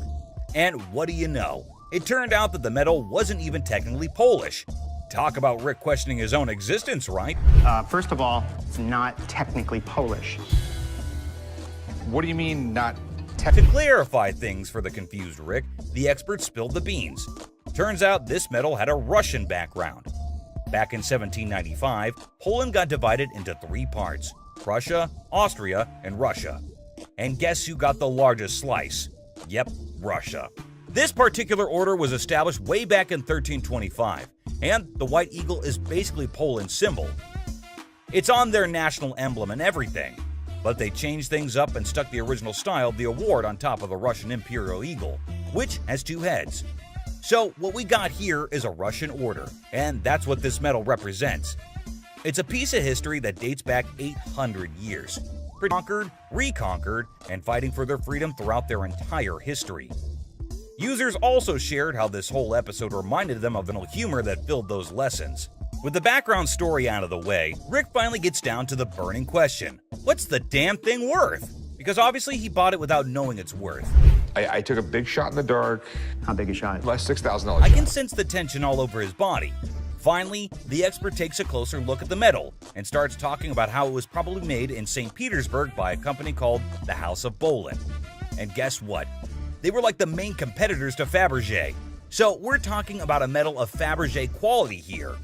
Crazy enough to give Rick some hope. But Craig kept going on and on about how gorgeous the metal is, making Rick all anxious and begging him to stop teasing and spill the beans about its worth. And finally, he does. Aren't you curious just like me? 30 to 40 grand. $30,000 to $40,000. That's incredible. Damn, the metal is valued at around $30,000 to $40,000? That's awesome. And it definitely brought a big wide smile on Rick's face. But hold up. Sadly, Craig has some serious concerning news for him. Apparently, the market for this specific metal is pretty thin, meaning there's not much chance for Rick to sell it easily. Talk about a check he can't cash. But hey, Craig's always got a solution up his sleeve. So fast forward to a later date when Craig visited the pawn shop to meet Rick and brought with him some exciting news. He got in contact with a guy in Germany who has a box for this metal, has the ribbon for it, and even the breast star. It's all part of a set, you see, but there's a big hole in the guy's box, specifically for the neck order. And Craig just knew that he finally found a potential buyer for the metal, someone who needs to complete their set. Now, both the parties are ready to strike a deal. Craig offers him $30,000 for the item, but as we all know, Rick, being the savage businessman, tried to negotiate for more, even though deep down he knew that's the best he could get. An hour last time you were in. I'm sorry. Well, I'm just flipping this, right? Okay. I'll give you $30,000. I'm trying to figure out a way to complain about that price. I'm coming out swinging here because I've got it pre-sold, and I'm not making a ton here. $30,000. But Greg was fixed with the price. Obviously, Rick is not satisfied, and you won't believe what he asked next. $30,000, you buy me dinner? Why not? Write me a check. Can you believe it?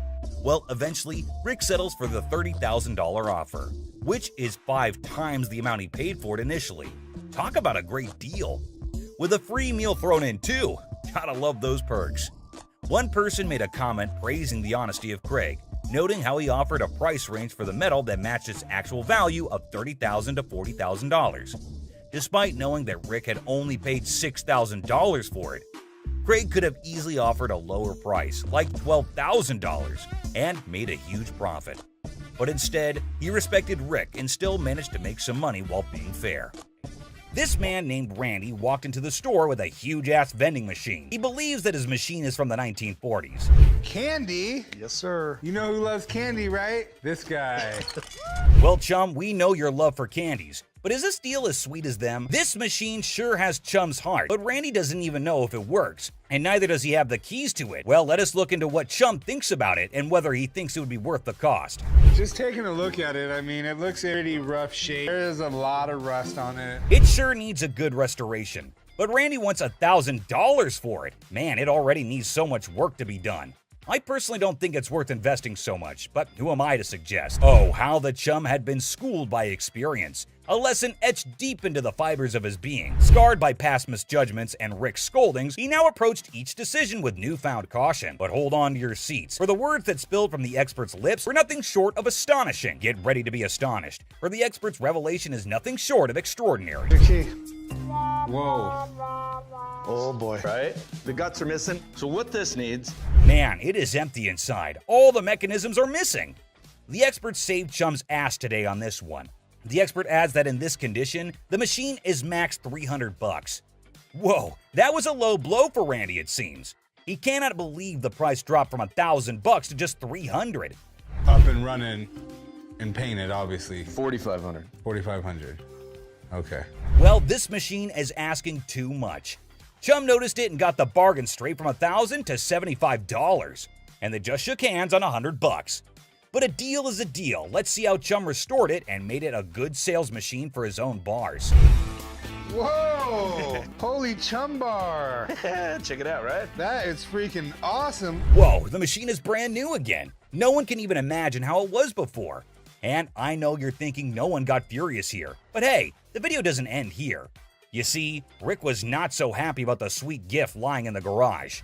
Why are your candy bars in it? That's the gift it keeps on giving, Rick. That thing, you can sell it for $6,500 today. Dollars off it every day for the rest of its life. Rick's fury reaches its boiling point as he directs his anger toward Chum. With intense frustration in his voice, he makes it clear that he's had enough. In a sharp and cutting tone, Rick declares that if anyone wants to get their hands on Chum's chocolate bar, they can simply take a stroll across the parking lot and purchase it directly from the store. No more concessions or accommodations. The message is clear. Rick has drawn a line in the sand, leaving Chum to face the consequences of his actions. It's a harsh ultimatum that hangs heavily in the air, leaving Chum to contemplate the future of their strained relationship. Will Chum take the opportunity to make amends, or will the rift between them widen further? Only time will tell how this explosive situation will unfold. Ah, the timeless dance of irritation between Chum and Rick, an intricate routine that never fails to provoke a symphony of exasperation. As a well-worn melody played on a perpetual loop, Chum's knack for pushing Rick's buttons has become a legendary saga of vexation and amusement. With each encounter, their interactions tread the line between exasperated sighs and affectionate eye rolls, a delicate balance that keeps the audience captivated. The sparks of frustration fly freely, igniting a wild dynamic that has become an integral part of the show's charm. Did you know that Chum's not just passionate about candies, he is passionate about diving as well? You can't even imagine what he buys next. Give you that. As if the mounting list of Chum's blunders wasn't already enough to incite Rick's fury, an air of suspense fills the room as Chum finds himself teetering on the precipice of yet another foolish choice. The weight of anticipation hangs heavy, like a dark cloud looming overhead. In the midst of this suspenseful moment, Rick's anger simmers beneath the surface, ready to erupt like a volcano. The stakes are high, and the consequences of Chum's potential misstep could be dire. Prepare to have your mind blown. Have you ever heard of a street-legal pirate ship? No worries if you haven't, because it was a revelation for me too. Picture this: a captivating vessel that sails through the streets instead of the high seas. This audacious individual is actually selling a pirate ship that doesn't navigate water, but instead driven around during parades and events. The sheer novelty of this concept is enough to make your jaw drop. Can you imagine the spectacle of a fully decked out pirate ship roaming the streets, spreading swashbuckling cheer and captivating onlookers? It's an unconventional twist on the nautical adventure, where imagination takes flight on wheels instead of waves. A fascinating change that challenges traditional boundaries and sparks the imaginations of all who encounter it. For a ship, you can actually drive 60 miles an hour on the highway. This is awesome. In a moment of anticipation, Chum captures a picture of the pirate ship and eagerly sends it to Rick, seeking his seal of approval. It's no secret that Chumley's heart is set on acquiring this extraordinary vessel. However, Rick's response reveals a familiar pattern. He doesn't always share Chum's level of enthusiasm. Despite Chumley's unwavering excitement, Rick's support wavers, casting a shadow of doubt over Chum's aspirations. Nevertheless, amidst the uncertainty, Chumley embarks on an unforgettable adventure on the ship, immersing himself in a world of whimsy and joy. The pirate ship becomes a catalyst for moments of pure bliss as Chumley discovers a sense of freedom and exhilaration that he has never experienced before. It's a testament to the power of chasing dreams, even in the face of skepticism. Join Chumley as he embraces the sheer thrill of sailing on that ship, creating memories that will last a lifetime. If I can make a deal, Rick will think I'm the man. As the wind tousled Chumley's hair and the weather played its part, a symphony of elements converged to enhance his adoration for the float even further. Each gust of wind whispered its approval as if urging him to embrace the exhilaration that danced in the air. The perfect weather conditions seemed to align, creating an enchanting atmosphere that heightened his connection with the pirate ship. With every passing moment, Chumley's affection for the vessel grew as if it were infused with magical essence. In the midst of it all, Chumley savored the joy and freedom that enveloped him, cherishing the sensation of pure bliss as he sailed through the streets on the ship that had captured his heart. As Chumley eagerly awaits Rick's response, hoping for validation and support, his heart sinks when he reads the crushing words that appear on his screen. Rick's text delivers a blow that pierces Chumley's enthusiasm, leaving his spirit wounded and his dreams deflated. The message, like a dagger to the heart, shatters the joy and optimism Chumley had been clinging to. The heartbreaking reality sets in as he realizes that Rick's words don't align with his own deep-rooted passion for the pirate ship. It's a moment of profound disappointment as Chumley grapples with the stark contrast between his own excitement and Rick's lack of endorsement. Emotions swirl within him: hurt, confusion, and a tinge of resentment. I'm sure he's not going to buy it. He doesn't have any money on him. But he's an idiot. Amidst the tangled web of desires and concerns, Corey possesses a keen understanding of Chumley's nature. He recognizes that once the request to abstain is made, Chumley is unlikely to proceed with the purchase. In this aspect, Rick's fears find resonance in Corey's assessment. The rational part of their minds acknowledges the validity of Rick's concerns. Even if Chumley were to succumb to impulsive desires and make a foolish decision, the stark truth remains: the price of the pirate ship far surpasses his financial means. It looms above his allowance like an insurmountable hurdle, a barrier that cannot be breached without dire consequences. The clash between longing and practicality creates a dilemma that Chumley must confront head-on. Will he heed the warnings and let go of the unattainable dream? Or will he risk it all in pursuit of his heart's desire? The outcome hangs precariously in the balance as Chumley grapples with the weight of responsibility and the allure of the forbidden. The owner wanted $250,000 for it. Man, that is a little too much. The last bargain he could agree on was $190,000, man. That is still so much money. Chumley was so sure that Rick would want to get it, until he checks his phone. Do not buy the float. That was Rick, my boss. The man had been driving Chumley around all of the efforts in explaining it. And all for what, man? Just to get rejected on a text message? Whatever. Oh, sorry, man. Man, I really feel so bad for Chumley. Everyone gives an attitude to my boy here, and he just takes it all. Well, enough of Chumley. Sometimes even Rick makes a mistake, and the great Harrison is not at all happy about this one. A captivating scene unfolds as Bill strides into the store, his presence immediately catching the attention of the Pawn Stars crew. In his possession, he carries a Wells Fargo strongbox, an intriguing artifact that exudes a sense of mystery and historical significance. As if that weren't enough, he adds to the spectacle by unveiling antique balls and chains, further piquing the curiosity of everyone present. Bill, confident in his offering, sets the price at a hefty $2,000.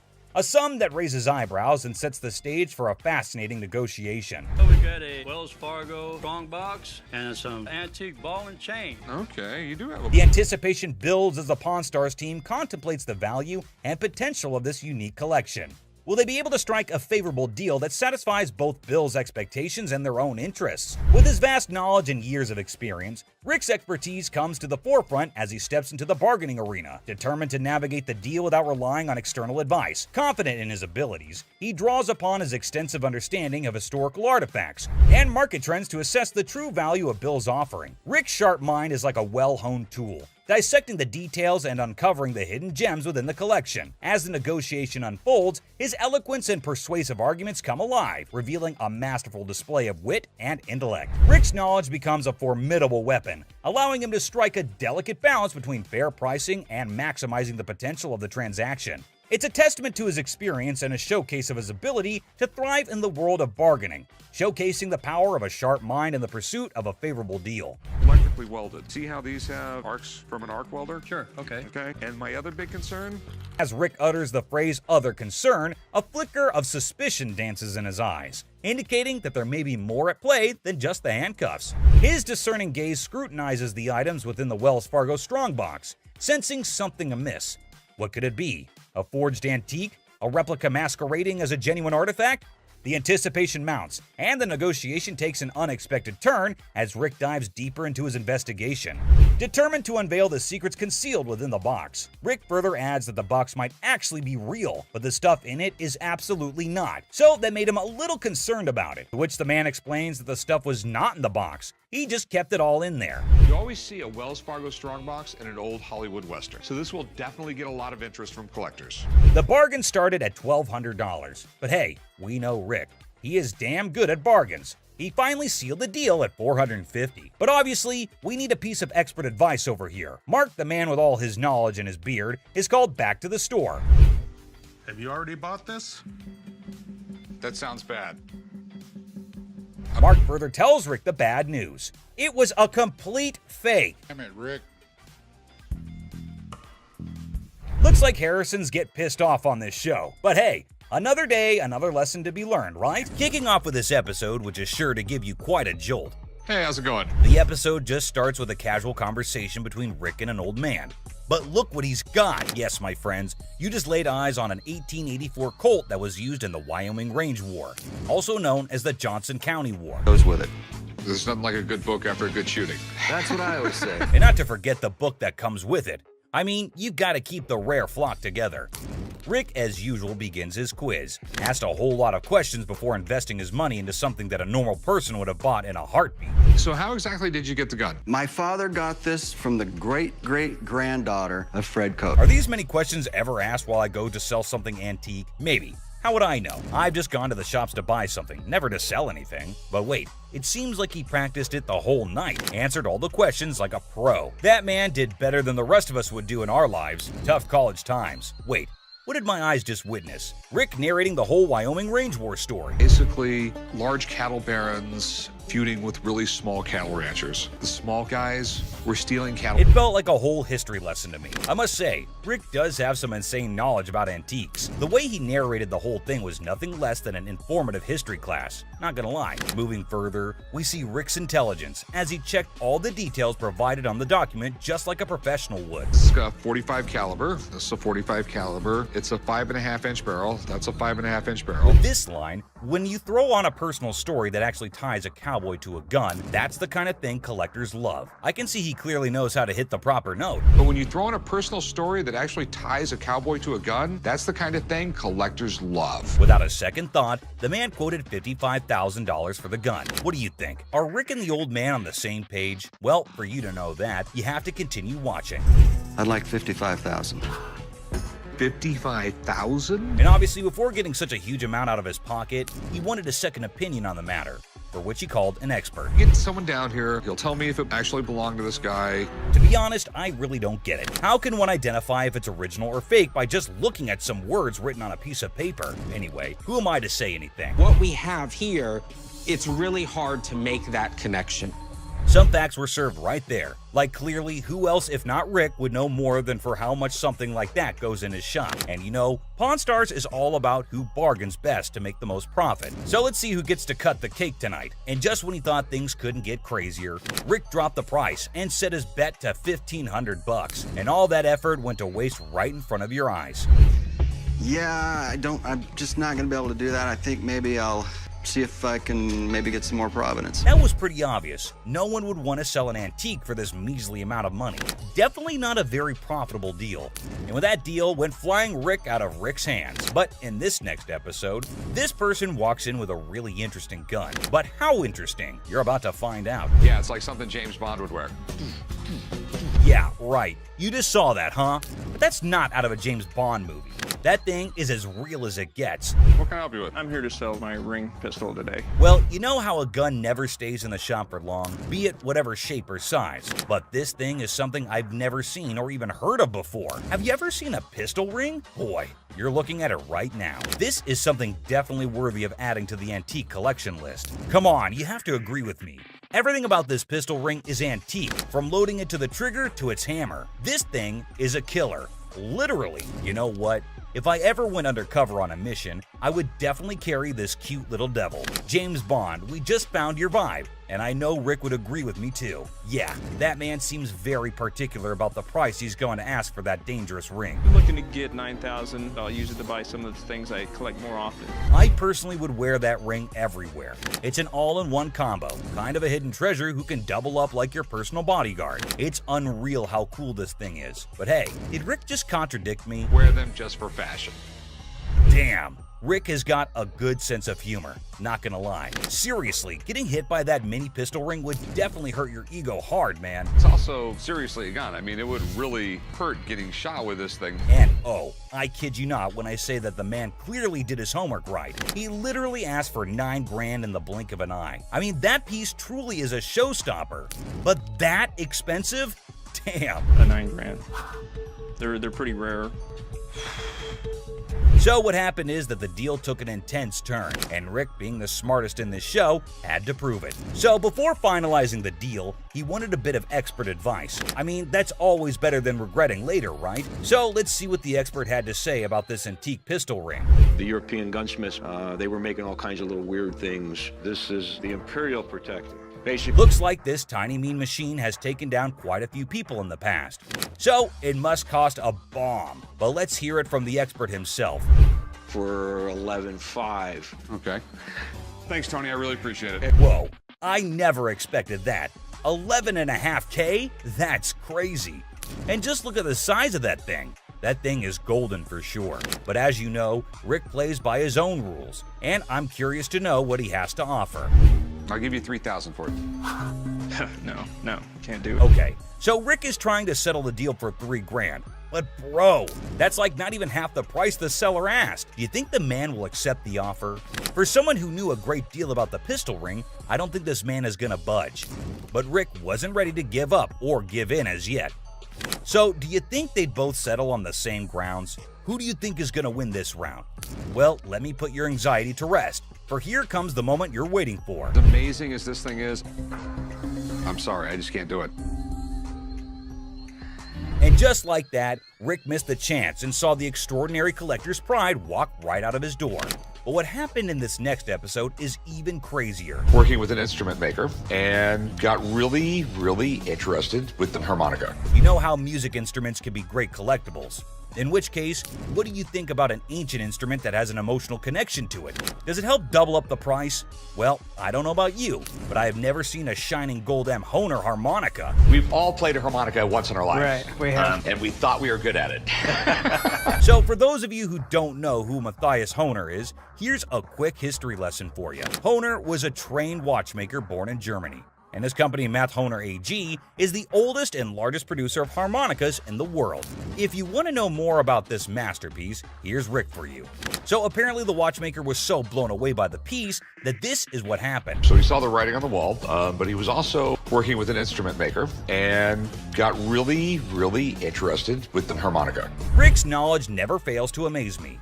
There's no question that he is a master of his job, and his trade skills are even better. But is this going to be a jackpot or a lost cause? Before Rick states his price, he found a problem with the musical piece. We get in the ballpark. Okay, all right. It's plastic, and it's not in the greatest shape. I don't know, it's not too bad a shape. The cardboard's coming off. Oh no. That's going to majorly affect the price of this beautiful piece right here. So while the seller was holding on to a grand $500, what Rick pitched was unbelievable. Here's $75 for it. $75? Wow. I would feel humiliated if I was that harmonica right now. I mean, come on, man, it's not that bad. But what can I say? Rick knows better. And the seller wasn't ready to back up, and even had a genuine reason for it. $1 to fill my truck up with gas right now. I can't take 75. I find the man reasonable. The least you can do is compensate his gas. But as you know, there are no emotions involved in business. Rick's not taken aback by anything, and sticks with his price, but he failed to grab the deal. I think he wouldn't mind much though, because the harmonica was plastic, and it was also peeling off in some places. So sadly, the seller needed to go back home with the broken instrument, and he couldn't even make enough money for gas anyway. Next up, we got this interesting thing that you'd never expect at a pawn shop. The guy just pulled in the parking lot with a boat he wants to sell. So Chum and I... Yes, it's a freaking boat! What you're looking at is a 1958 Sea Flight Glastron, and this is no common sight, y'all. Rick and Chum came to take a look at the huge and fascinating boat, and it looks like they already like what they're looking at. 57 Chevy, didn't they? Sure did. Is it a convertible? And how can something start without Chumley's irrelevant questions, right? Like always, he was more worried about the boat being convertible or not. Well, Chum, you definitely cannot expect everything to be fancy, okay? Despite that, I can't help but love Chumley's confidence. Meanwhile, the seller has made up his mind to demand a hefty $10,500 for the boat. Let's hope he can make just as much from the master of negotiation. And this time, the item in question was a timeless beauty, created in 1958, standing tall, defying the effects of time. Whoever maintained it surely did it with the utmost care and dedication. Great work right there, but I think someone is already getting busy coming up with the numbers. It looks just like the 57 Chevy I got for the old man's birthday. It's definitely tempting because Rick's already deciding how he was going to pitch this look-alike a 57 Chevy. this Glastron boat is awesome, but boats are tough to sell, so it has to be a home. Like he already said, boats are money pits. I mean, nobody would want to keep this huge boat in their homes as an antique. Quite rare, as the word suggests itself. But this seller is definitely giving Rick tough competition. With all that USP knowledge he was throwing about, he came in here ready to face the pawnbroking world. Do you know why? Because it was a little 17-foot boat. No, because it was fiberglass. No more wood boats. Wood boats were moving out. But what happened next was totally unexpected. 10-5. In an unexpected turn, the owner of the boat bravely revealed a startling price tag, $10,500. Wow, that's crazy. What do you think Rick is gonna do? Will he buy it or break it? I don't even want to make you an offer. There's too much work that's got to be done for me to make anything. Did you see that? Rick didn't even make an attempt to convince the donor to accept a lesser price. But that's exactly what the show is all about, expecting the unexpected. But you cannot miss this museum piece that just made its entry into the shop today. A man brought in an ancient coin, a portrait of Julius Caesar from the month before he was assassinated. Well, I have a coin here. It's a portrait coin of Julius Caesar from the month before he got assassinated. But before that, quick history lesson. Did you know Caesar was the first living person to be depicted on Roman currency? Back then, this honor was only reserved for the gods, so you can imagine Caesar's position in the society. So you know that having him on a coin is quite exclusive, and any historical coin collector would be yearning to get their hands on this coin. Would do what was necessary to preserve the Republic. Okay, and no matter what he did in office, Rick was taken in by the intriguing offer, and his sincerity came through, creating a favorable environment for a possible deal. Rick, though, sticks to his strategy since he was logical. As you know, the man is a smart specialist who always seeks professional advice before taking major action. But let's see what the price on offer is. How much were you looking to get out of it? I want $4,400, please. Okay. I like this man's confidence and how he's so adamant about the asking price, exactly the way it should be. The style is correct. Everything is right. Okay. It's perfectly genuine. The expert's analysis is giving us a ray of hope with each passing second. So let's see what the experts have to say. $1,500. Retail? Retail. Wait, what was that? $1,500? Are you kidding me? I thought that coin was a big deal. But what just happened? It's ridiculous. I mean, sometimes you can never explain how things turn out to be in the pawn world. Just like this episode where a man walked in claiming to have a 1951 Yankees team signed ball. 1951 Yankees team signed baseball. For those who may not know, the New York Yankees of the 1940s and 1950s were the most dominant team in baseball history. They won 10 World Series titles only between 1947 and 1962. Including their 5 consecutive World Series victories from the 1949 to 1953 season. However, things have now taken a turn, and the glory remains in history. Coming back to the item in concern, the seller also claimed that the ball had the signatures of around 22 to 23 Yankee players from around that time, and out of all of them, it had the signatures of Joe DiMaggio and Mickey Mantle. Got about 22, 23 signatures on The year 1951 holds a special place in baseball history, as it was Joe DiMaggio's final season and Mickey Mantle's first. Also, Yankees won their 14th World Series that year. Buckle up, because this episode is sure to amaze you. My grandfather went to a game in 1951 with my mother and received The seller said that it was his grandfather who managed to get this iconic baseball. According to him, his grandfather went to a game in 1951 with his mother and received the autographs from a friend of his that was involved with the team. Well, sounds fair enough to me. Baseball doesn't really mean a lot to me. It's got some family heritage, but it's a baseball. I wonder why so many people want to sell something that has an emotional connection with them. But the seller's reason behind selling such an iconic ball seems pretty fair to me. This would be perfect for the company softball game. Chumley, I'm fixing to hit you. Charlie was trying to play the fool, but Benjamin remained unaffected, steadfastly focused on the business at hand. Benjamin saw nothing but the business and got right back into it. I don't trust this guy.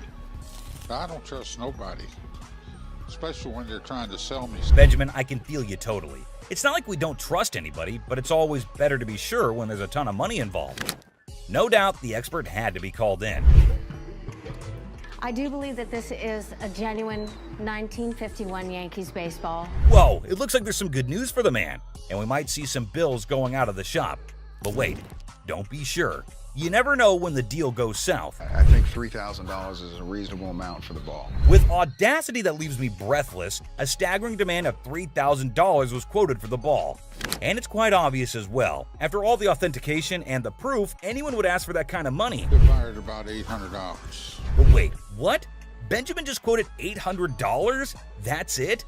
No one would sell it for that much, Benjamin. But he was in this business before most of us, and I assume he'd know better.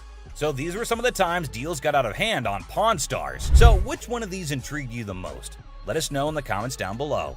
And don't forget to subscribe for more such videos. And I'll see you in the next one. Until next time, guys. Watch Les, the shop owner, and an angry customer have a loud and dramatic fight in the pawn shop. It's intense and filled with a lot of yelling and arguments. My man wants to know what I've been doing with my money. Can I get I don't know what you've been doing with your money. Les hilariously negotiates over home decor, turning it into a Detroit-style showdown of insults and laughs, leaving everyone confused and scratching their heads. To get out of here. Experience the chaos as a sweaty man in a shark costume demands $800 at a pawn shop, leaving the bewildered staff grappling with his bizarre requests. And I had got my TV out of time. Okay. They didn't give me a receipt, and I need the receipt. We don't give out receipts.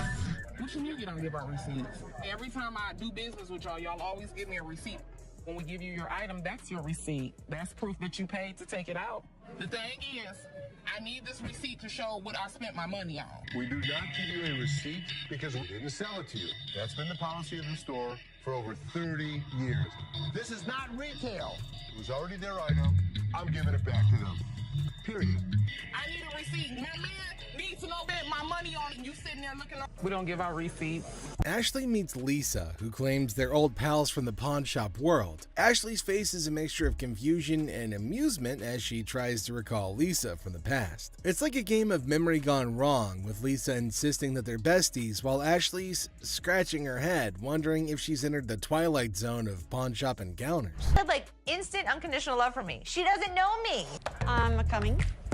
Lisa's affection for Ashley kicks into overdrive, leaving poor Ashley feeling like she's in an episode of a pawn shop soap opera. Lisa's suggestion of exchanging numbers adds a sprinkle of awkwardness to the mix, like a sitcom scene gone awry. I do like you.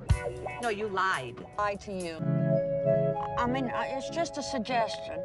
Ashley gives into the madness, agreeing to pawn Lisa's chain with a smile plastered on her face. It's the kind of absurdity you can only find in a pawn shop where deals are made amidst deliberations of unconditional love and compliments about dental hygiene. And the scene. So, how much did you get on this? I get last time 120. Okay. Bizarre encounter unfolds as a man dressed in a sweaty shark costume barges into the pawn shop demanding $800 for the costume. Identifying himself as Les, the man claims to be a professional mascot by day and a dancer by night, specializing in hyping up crowds for shark fights. His erratic behavior and peculiar demands leave the staff bewildered and grossed out, especially when he tries to persuade them to try on the costume despite its unpleasant odor. I need my money. What? Hi, I'm Les. How are you? I've been better. It's about 100 What's your degrees in this name? thing. Greg. Hey, nice to meet you. This is Ashley. Hi. You've been dressing up like a shark. Is it what you do for a living? Yeah, I'm a professional mascot during the daytime. At night, I'm a dancer. Shark fights. Shark fight. I've never even heard of what this guy was talking about. This thing, it just brings out the $800. That's all I want. This guy is so bizarre. So. Try it on. Real quick. Try it on. Smells. It does. How do you know it smells if it's I not can on you? Smell it. It does smell. Oh, boy.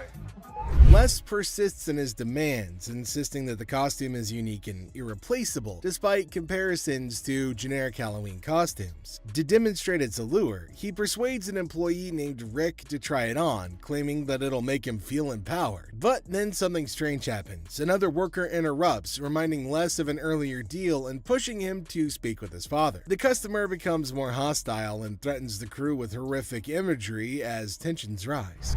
No, you can't get this in a Halloween. Does this look like a Halloween costume? There's only one of these in the whole world. $800. Hold on, you're missing something, dude. This is good.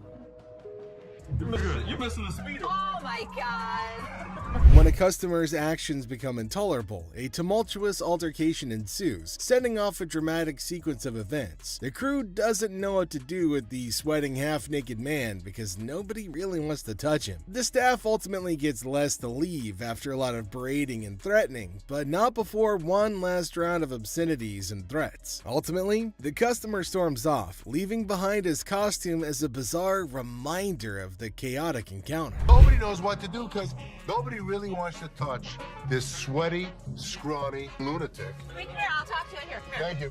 Come here. Don't Left fist hospital, right fist cemetery. Which one you want? pick it.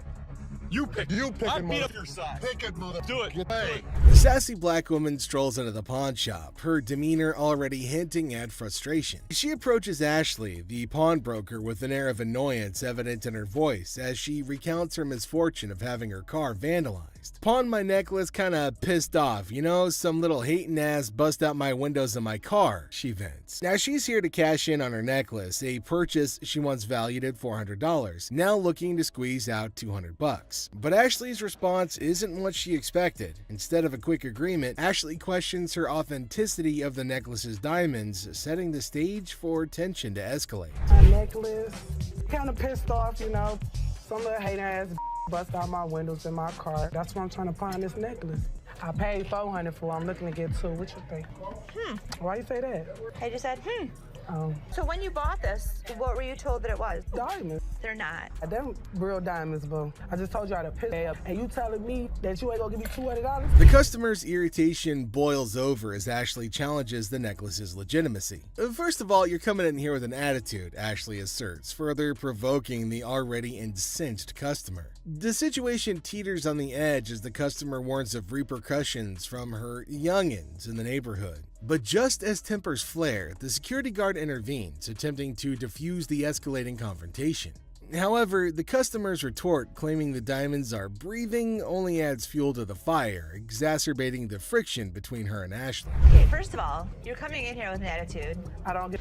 Well, I'm not interested in this. If you keep playing with me, I'm gonna get real mad. This is a recession. Hey, I need the mother money, all right? Is you gonna give me the money or not? I got some young that'll come in the hood, tear it up. What are you gonna do? Is that the security guard? Let me explain to you something. This is fake.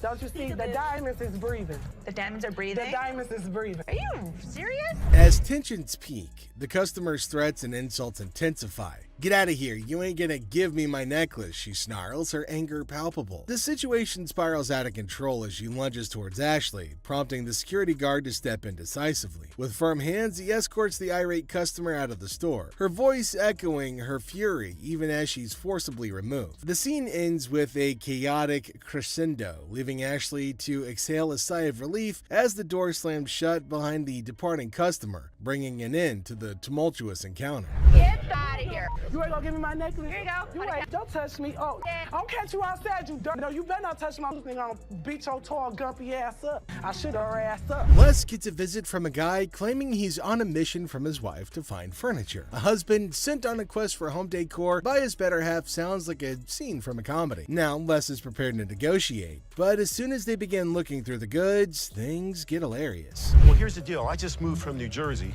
My wife and I. We just bought a house, and she sent me here. She said, see what you can pick up. Perfect. Let's find some. You gonna clean all that up before I buy it? That's why it's so inexpensive, right? Really? Yeah. I gotta tell you, man. We have used furniture that's used. That's why it's $397.77. Really? Well, I only got $200. The customer isn't overly impressed with the couch's condition. Although he has a budget, he's unwilling to spend money on something that appears to have been through a muddy wrestler's match. The banter gets funnier as the customer tries to negotiate while Les defends the integrity of his used furniture. All right, man, let me try, man. I'll tell you what, my shoes are cleaner than this couch. Then don't buy it. Make me a deal. I got cash in my pocket, man. Wow, Come on, man. $200. Come on. The customer's insults towards Les and his family turn things from funny to completely ridiculous. It resembles a farce gone wrong, with insults flying more quickly than a tennis match. Les, ever the professional, maintains his position, but the level of absurdity is escalated by the customer's attitude. This is not the way we operate in New Jersey. What kind of operation you guys going on, man? I bet you're not here far.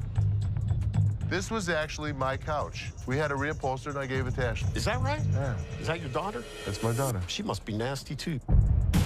What did you just say? Don't make my... Come on, man. This is how we do it in the deep. Yeah. The customer's rudeness hits a peak, and Les puts his foot down, Detroit style. It's a showdown worthy of a Wild West movie, complete with threats and a swift exit. The customer's departure leaves everyone scratching their heads, wondering what had just happened in the wild world of pawn shop negotiations. I got $200. Yes, sir. I'll go someplace else. That's the dirty D right there, baby. Where'd he go? I think he went back to New Jersey, sir. In this wild pawn shop showdown, a woman marches in ring in hand like she's about to solve the mysteries of the universe. While she's trying to pay her past due rent, her diamond ring steals the show. Like a souffle in the microwave, the tension increases with every second that goes by. A heated discussion regarding the truthfulness of the ring is started when the pawnbroker examines it with some suspicion. The woman demands $200 like she's negotiating world peace, but the pawnbroker's offer of $80 sends her into orbit faster than a rocket with a grudge. And the air crackles with sass and disbelief, leaving everybody wondering if this ring is ever going to find its way home. Yes, ma'am. I was coming to pawn my ring because I have to pay my rent. It was due a couple weeks ago. Oh, okay.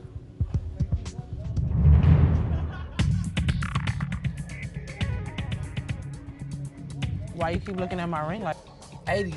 $80. I'm not just about to let you have this for $80. And I paid $500 for this ring. I mean, what, you want the studs on my lip or something? But I'm saying you gonna give me $200 though. That's the only way I'm gonna. So you gonna give me $200 or not? The woman drops a bombshell just when you think the drama's reached its climax. She hasn't given up a ring for pennies. She challenges the pawnbroker to either pay her $200 demand or face the repercussions. It's similar to seeing a high-stakes poker match, but with more bills that are past due and, lip studs. The standoff reaches its zenith in tension greater than that of a family-sized lasagna, and everybody's left wondering who's gonna blink first.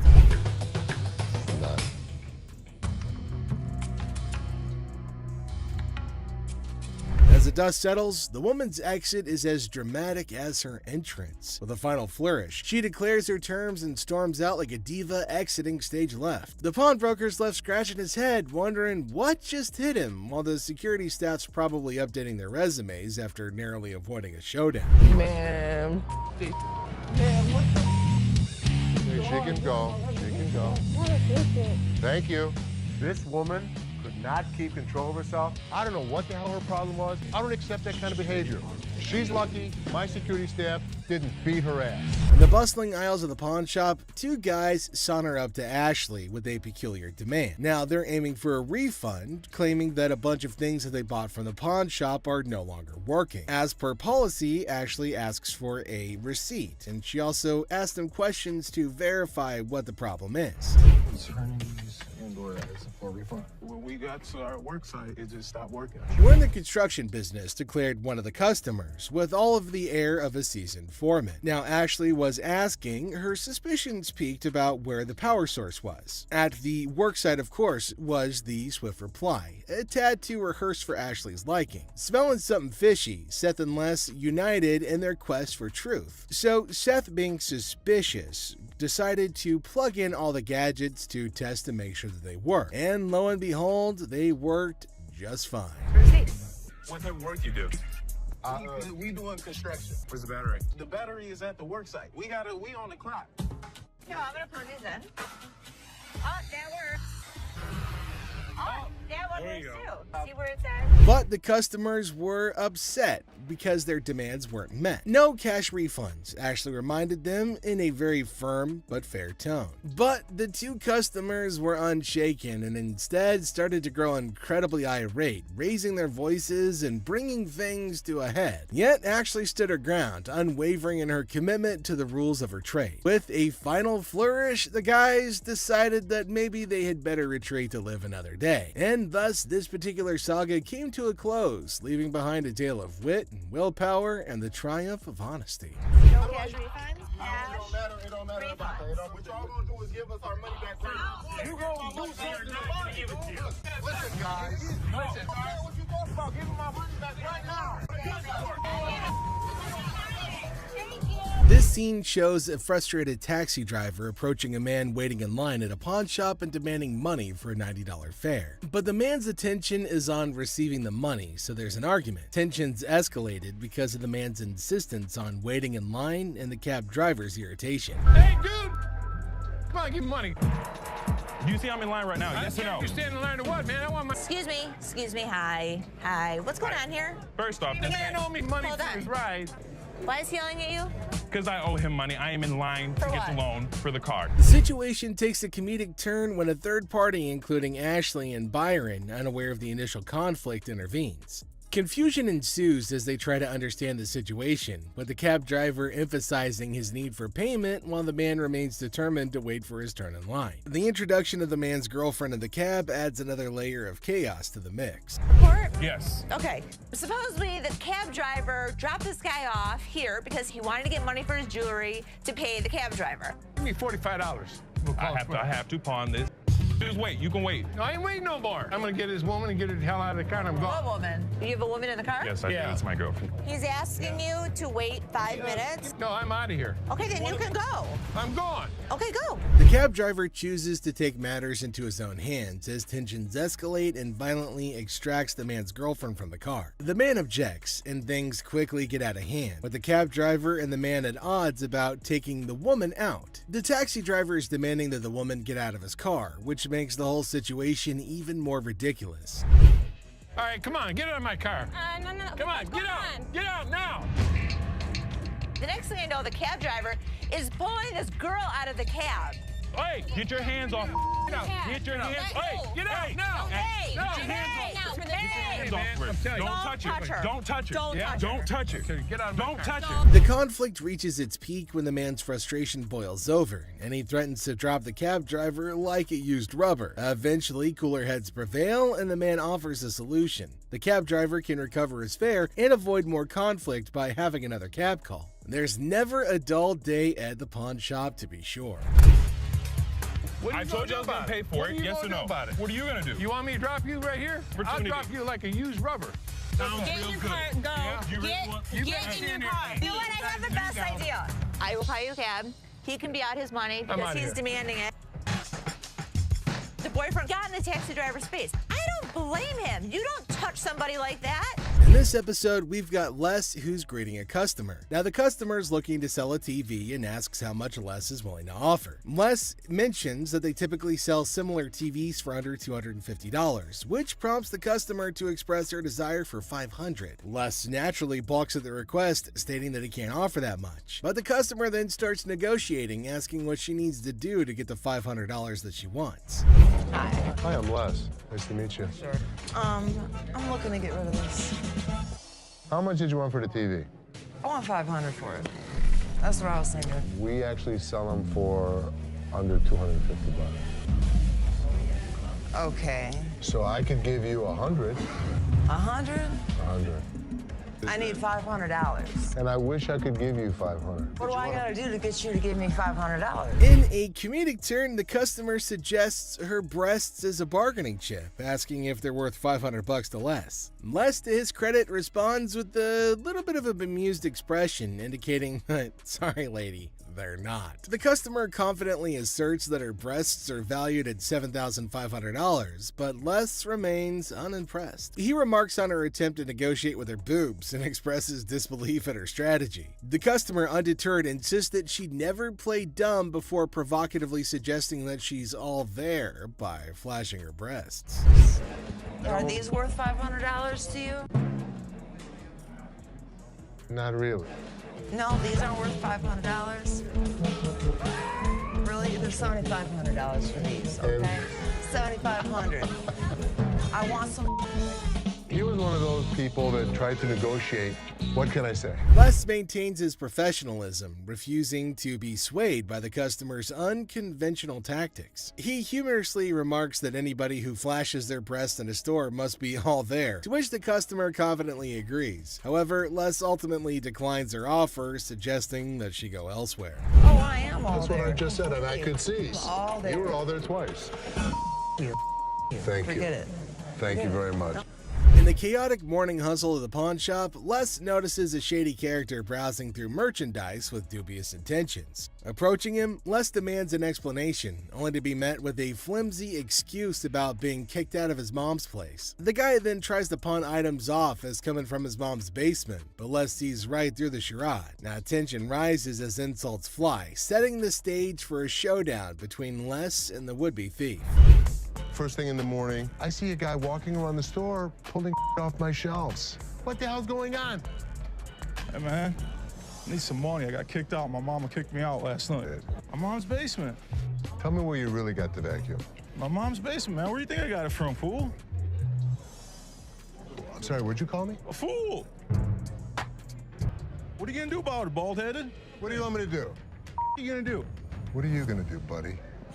Les throws the guy out of the store because he's tired of his antics. But when the man won't go, Les has to call in reinforcements. Enter Byron, the burly bodyguard, who snatches the man and carries him expertly out the door. Byron manages the issue with the dexterity of a bulldozer making room, making for a show-worthy scene. Talking to bald-toothed, bald-headed mother. It's time to go.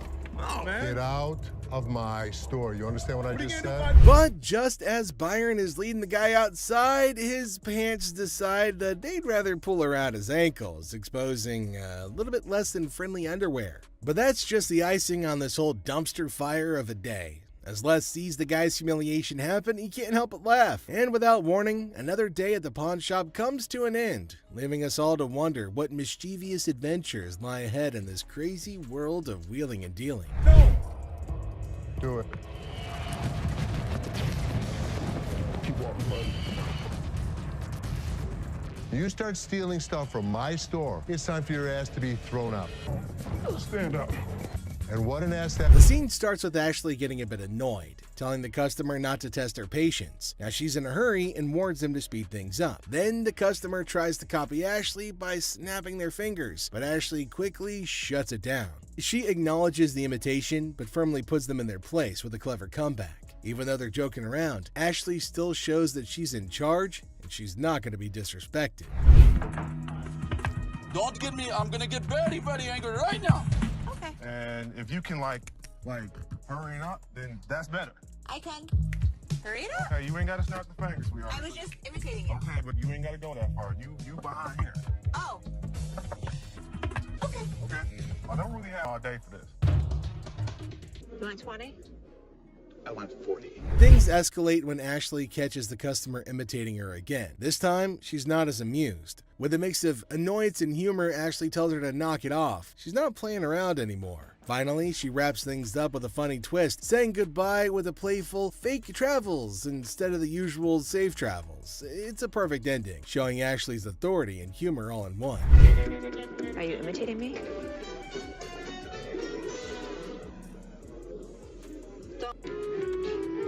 Safe travels. Safe travels. The customer, hopeful for a good deal, brings in an item to pawn. Despite his expectations, he's offered only $20, leading to frustration and disbelief. Yeah, man, I'm trying to see how much I can get for this. I'm trying to get at least 100 for it. Might have got 1 point in time, but I won't be able to get that for it, buddy. So how much can you give me? $20? Hell, you mean? More or less help me than anything. Man, I'm gonna need more than $20 for this, man. Les throws the guy out of the store because he's tired of his antics. But when the man won't go, Les has to call reinforcements. Enter Byron, who snatches the man and carries him expertly out the door. What's your offer, Jay? 20, which is probably more than I would even offer him. I need my money. I understand. I'm gonna need at least $100 for this. You paid $200 for that, I overheard? Yeah, I mean, Really, you paid $200. I'll sell you like 4 of them. I need more than $20. Why is there more staff out here? And I see another irate customer in line. That's all I'm giving you. Period. Despite attempts by other staff members to calm the situation, the customer's anger continues to mount. Profanities fly as the customer remains dissatisfied with the offered amount. I'm the manager. Oh, you are the manager. I'm the manager. You're the manager. $20 for this. I've been waiting for an hour. Then yeah, take your out of here. How about 100? You can give me what the I'm gonna do with $20. I don't know. I need more than $20. I had to calm this situation down. Take your out of here. $20. What the I'm gonna do with $20? New manager arrives at the pawn shop, surprising the Gold family, and they introduce themselves and express their eagerness to help out. Now, despite initial confusion, the Golds agree to give them a chance and see how their first day goes. When I worked in sales at a bank, I was in charge of tailoring the products to the customer's wants. So I'd like to think that marketing is one of my strong suits. You like those? Like I said, they're durable, very inexpensive. What you guys want to do? Do you want to purchase or put them in layaway today? Definitely. All right, I'm so excited. I got my first sale. So what do you think? I love it, but I'm not really sure how comfortable Ashley is about me going in. You know, I'm really not worried about Ashley. Did you know about this? Good luck, Ash. Have fun, co-manager. The new manager showcases their sales skills, confident in their ability to tailor products to customers' needs. Despite their apparent enthusiasm, several family members question the comfort level and suitability for the position. Can you just go back to your area? Something you want to talk about, Ashley? No, everything's cool. You know, I'm just here to sell and make money for American Jewelry and Loan. So just go sell. Yeah, we do from 9 to 12. You'll never get what you paid for. You're probably right. Yeah, why don't I just move away? What is he doing? He's teaching her the business. Teaching her to take over? They're not going to get more than $1,500 anywhere else. I can guarantee that. Great. Wow. The new manager and this customer are currently negotiating prices over a deal. And while the new manager insists that the deal's a good one, tensions start to rise as the customer questions the offer. Meanwhile, the Golds observe the situation with uncertainty. A guy strolls in all casual, claiming he scored these concert mics from a crowd toss-up. Seth, in disbelief, questions the absurdity of magically finding zipped-up mics in a wild crowd. Cue the suspicious eyebrows. Keep an eye on him. Hi, how are you? I'm from American Jewelry. I have a gentleman down here who is trying to sell me some microphones. Are you missing some? Exactly, I've got them. You're gonna need to come down here. All right, thanks. Ash, call the cops. Hi, this is American Jewelry and we have stolen merchandise. Thank you. Seth gets into detective mode, calling the venue to verify if they're missing any mics. Well, turns out they are. Cue the dramatic music and the plot thickens vibes. How much were you looking for?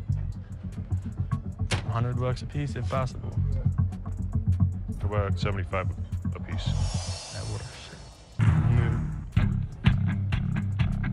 Who the are these kids now? Are these his friends? So we're waiting for the police to come. Okay. They're leaving. No, man, you can't leave. The cops told us to hold you here. Why? I'm not the person that came. You're all involved in the group. That's the way it works. Until we know what's going on, that's the way it's going to be. So if you want us to have a seat till the cops get here. Suddenly, the situation's hotter than a jalapeno in July. Seth's on the phone with the cops while the shady mic holder is sweating bullets. Security's on high alert as Seth tries to play cool, but it's chaos. Cue the circus music. So Ashley's caught in the middle of a classic family feud at the pawn shop. Dad's all like, "Close the door, Ashley, we need to talk." But it's not a cozy little chat. It's more of a what the heck's going on kind of situation. Turns out there's drama about TVs and Rich, and Ashley's like, "I used to run this joint, dude." Cue the fireworks. Always pinpointing on the You've back. always done Can you good. stop talking over me? You don't appreciate me. You don't appreciate anything I do here. I don't understand. We're family. You treat me like I'm a piece of what the do you ever point out the good stuff I do here? I don't understand. We're family. You treat me like I'm a piece of you inside. I don't even know what to do I'm anymore. taking the store side. Ashley is laying it all out. Now she's feeling underappreciated, like she's stuck in some kind of twisted family drama sitcom. She gets irritated and eventually walks out of the room. Then I quit. I'm done. You're not done. What? You're not done.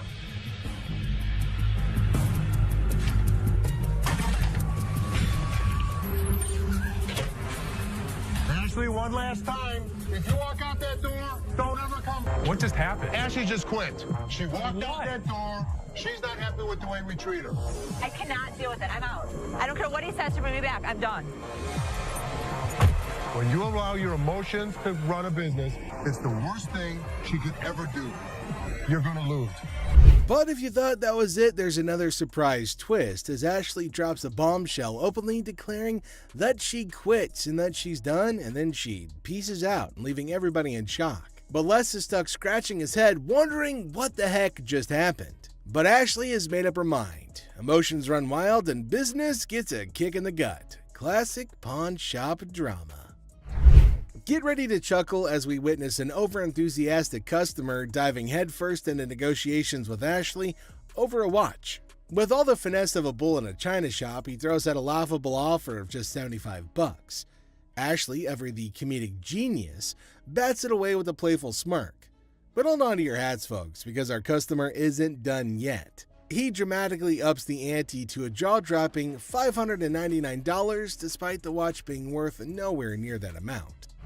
Now, before you say something, now I'm gonna be honest with you. This right here, it's worth a lot of money. So this, I should get some change back. Hold on, wait a minute. This is worth, look at it. 2 and add 3 more zeros with it. 2,000, baby. Me out, and guess what? You gotta give me some change. Our intrepid negotiator isn't about to back down. With the confidence of a superhero, he insists that this watch is worth its weight in gold. Quite literally. He even flaunts a fat stack of cash, convinced that he's about to seal the deal. But Ashley, bless her heart, isn't buying it. She keeps a straight face as our customer sails further into the sea of absurdity, refusing to cave to his outlandish demands. Bill. Okay, and it's worth $2,000. It's rare to find a $2 bill that got red in it. Now tell me they ain't worth $2,000. I'm about to go deaf right now. No more than that around your neck. You understand me? You little chunky, draw-looking person. Okay. Now hold on to your sides before they split, because things are about to get even funnier. As our customer cranks up the theatrics, Ashley's amusement hits an all-time high.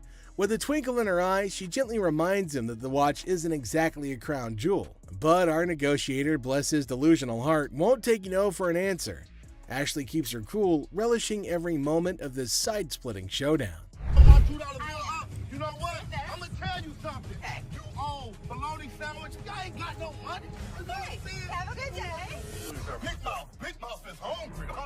Real funny, man. Y'all be killing me. I'll pawn you. Matter of fact, that $2 bill, you gonna... And now the moment we've all been waiting for, the finale. Our customer's frustration approaches a boiling point, but Ashley, ever the queen of comedy, doesn't miss a beat. She continues to milk the situation for all it's worth, leaving our customer red-faced and defeated. And just like that, he storms off, leaving us in stitches as he hilariously fails his attempt at negotiation. Next up, we've got a furniture fiasco as a man discovers a one-of-a-kind table, only to have their excitement interrupted by another customer demanding that they vacate the throne. But the first customer's not moving. Get your ass over and shut up. Get off that bed. No, I ain't getting no. Get off that bed. What the you gonna do, baby? Who do you think you are to talk to me like Bro, that? if you let me, I'll be slapping that ass. You're talking to, mother. Back up. Take my ass out of here. Man, really? We don't think so? You don't think so? Tension skyrocket amidst the customer's verbal barrage, but fear not, for Ashley steps in, serving sass and shutting down the disrespectful discourse. Honestly, with Ashley, who needs a savior in sparkling armor? Here's the way it's gonna roll. You don't disrespect my daughter in my store. Get the out of here. If this guy ever shows his face in this store again, we're gonna kick his ass. Gonna get your hands off. Really? Really or what? We go disrespecting my daughter like that? Ultimately, Les has to step in and settle the score by enforcing the rule and ejecting the unruly patron.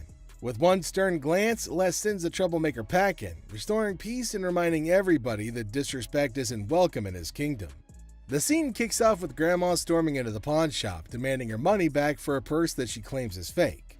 Now she's not holding back, loudly insisting on a refund while the audience can't help but applaud her fiery entrance. You don't want to mess with a grandma on a mission, so she demands to restore her sense of humor before anything else happens. She insists on getting her money back, saying that the purse she purchased was just as phony as a $3 bill.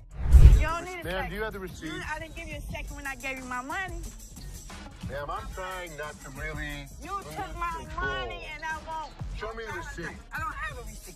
You sold me this purse. Baloney. So when did you buy it? I bought it a week ago. Les tries to maintain his cool amidst Grandma's escalating tantrum. Now he asks for the receipt, but Grandma didn't expect that curveball. Now she intensifies her demand for a refund, saying she isn't playing games with her hard-earned money, even without a receipt in hand. Now, Les's justifications aren't going to hold water with her. She wants her money, and she wants it now. From me. From you. This is tarnished. You know what that stands for? What does that stand? I want my money. There will be. Don't put your hands on me. No smoking. Ma'am, there will be no smoking in the store. No smoking. Smoking in the store. I got to calm my Put your cigarette nerves. I'm out, not miss. putting my Miss, cigarette put out. your cigarette out. Get your hands off me. Put your cigarette out, miss. Miss, come here. Get your hands off me. I'm not. Just when you think the situation can't get any more ridiculous, Grandma takes out her cigarette and lights up in the store. Les, however, ain't having any of that and warns her right away that smoking isn't permitted anywhere, especially in his store. Grandma, however, is in no mood to follow the rules, leading to a showdown where Les tries to put out her cigarette while she vehemently refuses. Smoking in the store. I got to calm my Put nerves. your cigarette I'm out, not miss. putting my Miss, cigarette put out. your cigarette out. Get your hands off me. Put your cigarette out, miss. Miss, come here. Get your hands off me. I'm not. I'm bending over backwards to appease this granny. Oh, I'm dear. trying to be professional Give and me I'm my trying money. to give you courtesy. Give me my money. That's all I want is my money. As the literal smoke clears, Grandma's still not backing down. She demands her money with a threat of legal action, insisting that she'll see Les in court. Les, exasperated, finally agrees to give her the refund just to get her out of his hair. But even as he tries to make things right, Grandma ain't done. She wants a card because she's ready to sue his butt. And with that threat hanging in the air, she finally storms out, leaving Les bewildered and relieved. All I want is my money. Give me a card, because I'm going to sue your ass.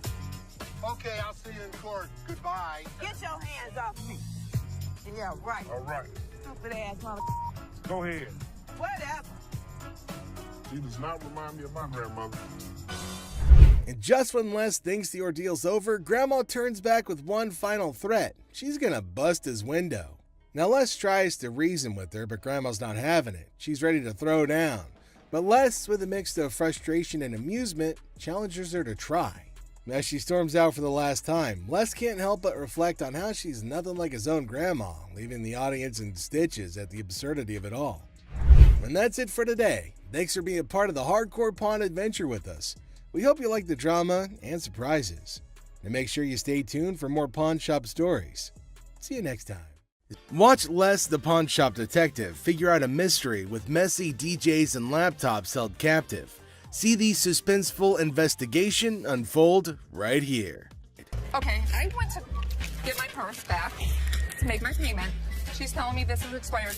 That's my purse right there. That one right there, the black one. A meticulous lady strides in armed with confidence and a fake receipt, proclaiming ownership of a purse. Little does she know that Ashley is the store's memory bank, fully aware of every item in its rightful place. The girl, in her eagerness, attempts to vault over the counter, unaware that Ashley, the guardian of scams, is on duty. My purse right there. How do you know that's your purse? Because I know my purse. Here's the money. I want the purse. That bag would never in pawn. If you want to buy it, I just want to look at it and make sure it's not mine. Undeterred by gravity and common sense, the girl persists in her charade. However, Ashley stands firm, recognizing the futility of the scam and the level of wrongness involved. It's like trying to sneak a peek at the answer key when the teacher is watching. Yeah, that's not happening. I'm not first of all. Don't talk to me like I'm an idiot. Give me my purse or I'm going to come over that counter and get it myself. Oh my God. Get your hands off me. Have a nice day. Let's go. Walk yourself out, yo. You. With a swift resolution to this failed escapade, the girl finds herself unceremoniously escorted out of the store. Lesson learned: Ashley's scam radar is always on, and jumping over counters won't get you far in this pawn-filled drama. Enter the family feud. Ashley drops the bomb on her brother Seth, calling him a hypocrite. But why? Well, he casually throws around $880 for a painting, while Ashley, according to her, can't even snag a deal for $30. Sibling dynamics at their finest. And as Ashley confronts Seth about the apparent double standards, she probes into the intricacies of spending $880, questioning how bad it could be. Seth, in classic sibling fashion, argues that his purchases are all about resale value, a concept he conveniently forgets when it comes to I am not going to forget the situation anytime soon. Seth better watch his back. Things heat up as Ashley demands an apology. Seth takes a nosedive into being the ultimate a-hole, apologizing for an $880 buy. Oh no. Instead, he hits her with a sorry not sorry for her supposed attitude, topping it off with a charming label. Well, let's just say that it rhymes with witch. Sibling rivalry reaches a whole new level on this show. There's two guys out here that are saying they were scammed out of their laptops, and that whoever did it is working with one of our guys. You want to come out and talk to him? All right. Thank you.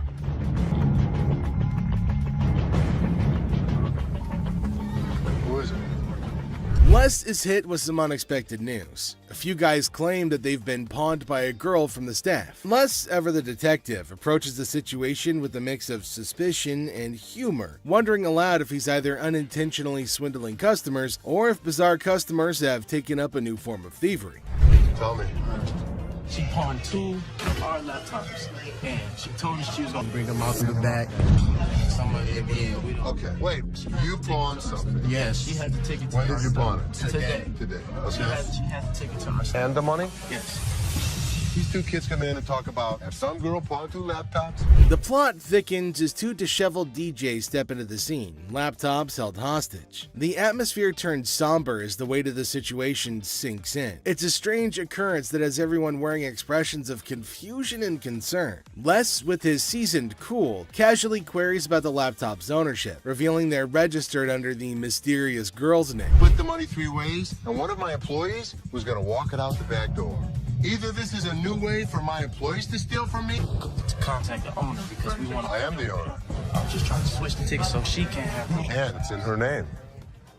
No, that's why I wanted to know if I can't do it. The tension rises, but Les doesn't crack under pressure. Maturely handling the situation, he asserts that he needs the lowdown to work his magic and get those laptops back where they belong. It's a pawn shop mystery, and Les is the detective determined to unravel the peculiar case of laptops and loyalty. Tame a woman at the counter. Let's see what she's gonna come up with. Is she asking for free money? I think she might possibly be mad, though it is kind of funny that she's got enough courage to come up and ask for money without investing anything. Now, the lady at the counter frowned and asked her if she paid or not. Intriguingly, she hasn't paid anything, but she's still asking for money. And to make matters worse, she started shouting at her. Everyone around started looking at her, wondering what the hell was going on. Seth and Les get a little furious as everybody's just standing around trying to figure out what's going on. She started bullying her, but the lady tried to explain to her again that she misunderstood the agreement and they're not just gonna give her free cash. But this lady's just not listening to anybody. Well, Seth then enters, so who knows what's gonna happen next, the whole document or not, and she was not listening and constantly arguing and pointing to them as if they had done something wrong. Meanwhile, other women decided to intrude, and oh my god, it's gonna be funny. Looks like they've all decided to have a fight in the pawn shop. Wonder how that's all gonna end. And it looks like now see the other women get in and start shouting at her as everybody behind her was waiting for her to get out of the queue. So they started fighting, and now they're all having an immense fight. Everybody around is watching and laughing at them. Well, the guard had to go and break everything up. Well, at least they're all gonna get treated the same way, especially the one who created the mess. Pretty sure they're gonna hold him up and throw him out. And there they go, they're still shouting and fighting with each other as well. They were sent outside and they started beating on each other, holding each other by their hair and man. They beat the crap out of each other, and people around them were just watching and waiting and having a curious but funny conversation about their nonsense. Talk about a hella cringe episode. It's Robert. Robert, nice to meet you. Nice to meet you, Dennis. Yeah, I got an item here. Might be interested in. Okay, so there's a guy coming into the pawn shop with something in his hand, maybe a poster. But what's it for? He came to Seth and the other man and showed them this poster. Now it feels like they're interested in it and there might be a handsome deal between them. Detroit Lions players had signed. Did you drag it in? So during the flood, I seen it down there, and that's when I pulled it out. She went down there and she supported these people, and while she was walking the picket line, she would gather signatures. You got Williams over here. That's what, Steve Farkas? This is the first time a guy actually brought in, and I just got on the picket line because I'm on strike right now myself. We've been on strike for almost 3 months now. $1,000. He started describing the poster that's mainly about the protest of people in history, and it's got lots of signs of well-known people and has got a lot of worth. He explained everything in one go and demanded a heavy amount for it as it was really valuable to him. Seth told him that it's got some stains on it, and it's no doubt the same poster of historical strike, which made it worthy, but for him it might make a lot of difference. I hate the condition of it. I understand, and I You gotta understand when it comes down to collectors, everything is about condition. Absolutely. And I'm sure if your dad saw this, jump on the heartbeat. Seth and the man explained that it's not about the worth that he's asking for, in terms of thousands of dollars, but it's also about the condition of the poster, and it's not in a very good one. The man is continuously arguing that it's got signs all over it. If Les has seen it, that he'll definitely be surprised and definitely pay more than $1,000. Well, as for Les, he just came in. Sharper. They need to make an effort to close these deals quickly. Through my research in that, I seen personally that one just like this, Minto, and he got $950 for it. Right, man. So if that was mint, why would you want $1,000 for this? He only had one signature. I have at least a dozen. But with this tear up here, Yeah, and the and condition it's in, the water stain on the bottom, it's just a hard thing to sell. Yeah, but even though it's in this condition, how many of it exist? Very rare. And it's uncertified. Right. You know. I'll sell for $5. Les judged the entire piece and told him that he's asking for too much, and later on they further described that it's torn from the top and the bottom, and it's also got damage and they can't pay more for it. But he still won't agree to pay for it. But he did say that he'd charge $500 off of the amount, but they couldn't reduce it any further. Value? Let's make a deal. $75? No way. Who's going to buy it from you? I'll just put it back in my basement, let it collect dust. Offering you just $100 cash money right now wouldn't make a difference, you're saying? 200. Nobody in life is ever going to offer you more than us.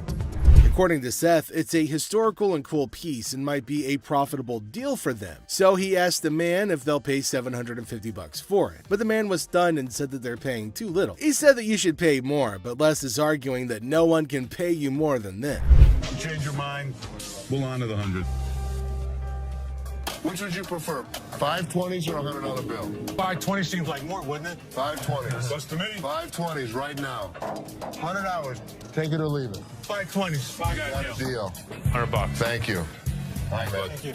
There's no question. It's a one-of-a-kind piece yet. It's a little bit of damage on it, but it's got a lot of autographs. I know we're going to make a profit. He asked for $200, but no, it's not going to be a good deal, and they told him to leave. The man in need got a severe shock and held up the poster thinking. Les again said that they can't pay more than $100, and after some time of quietness, they agreed to the deal. Finally, the happy deal was made.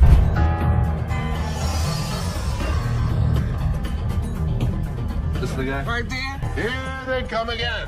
Les? Hi, how are you? I'm attorney Kyle DeQueef. So there's a man, probably an attorney with two ladies along, coming inside towards Les at a pawn shop. Now, Les knew about it before. He asked for Les, and fortunately, he was at the counter. He asked why they had arrived at the store. She's retained me to represent her in regard to a ring. Okay. My client brought in a $10,000 ring here, and she wants to either collect the remaining money owed to her on the ring or get the ring back. She's got a receipt right here. This is a counterfeit ticket. He said that he came here for the ring, which they bought from these ladies for $10,000, but they didn't pay and gave them the receipt. Now, he put up the receipt and showed it to Les and accused them of cheating and stealing from the women and taking their expensive ring. But Les was cool and controlled his anger. Whoever produced this ticket didn't understand this is the amount of numbers that are here. Okay. Number two is state law mandates that we print the law in a 12-point font. Okay. This is much smaller. That is some bull.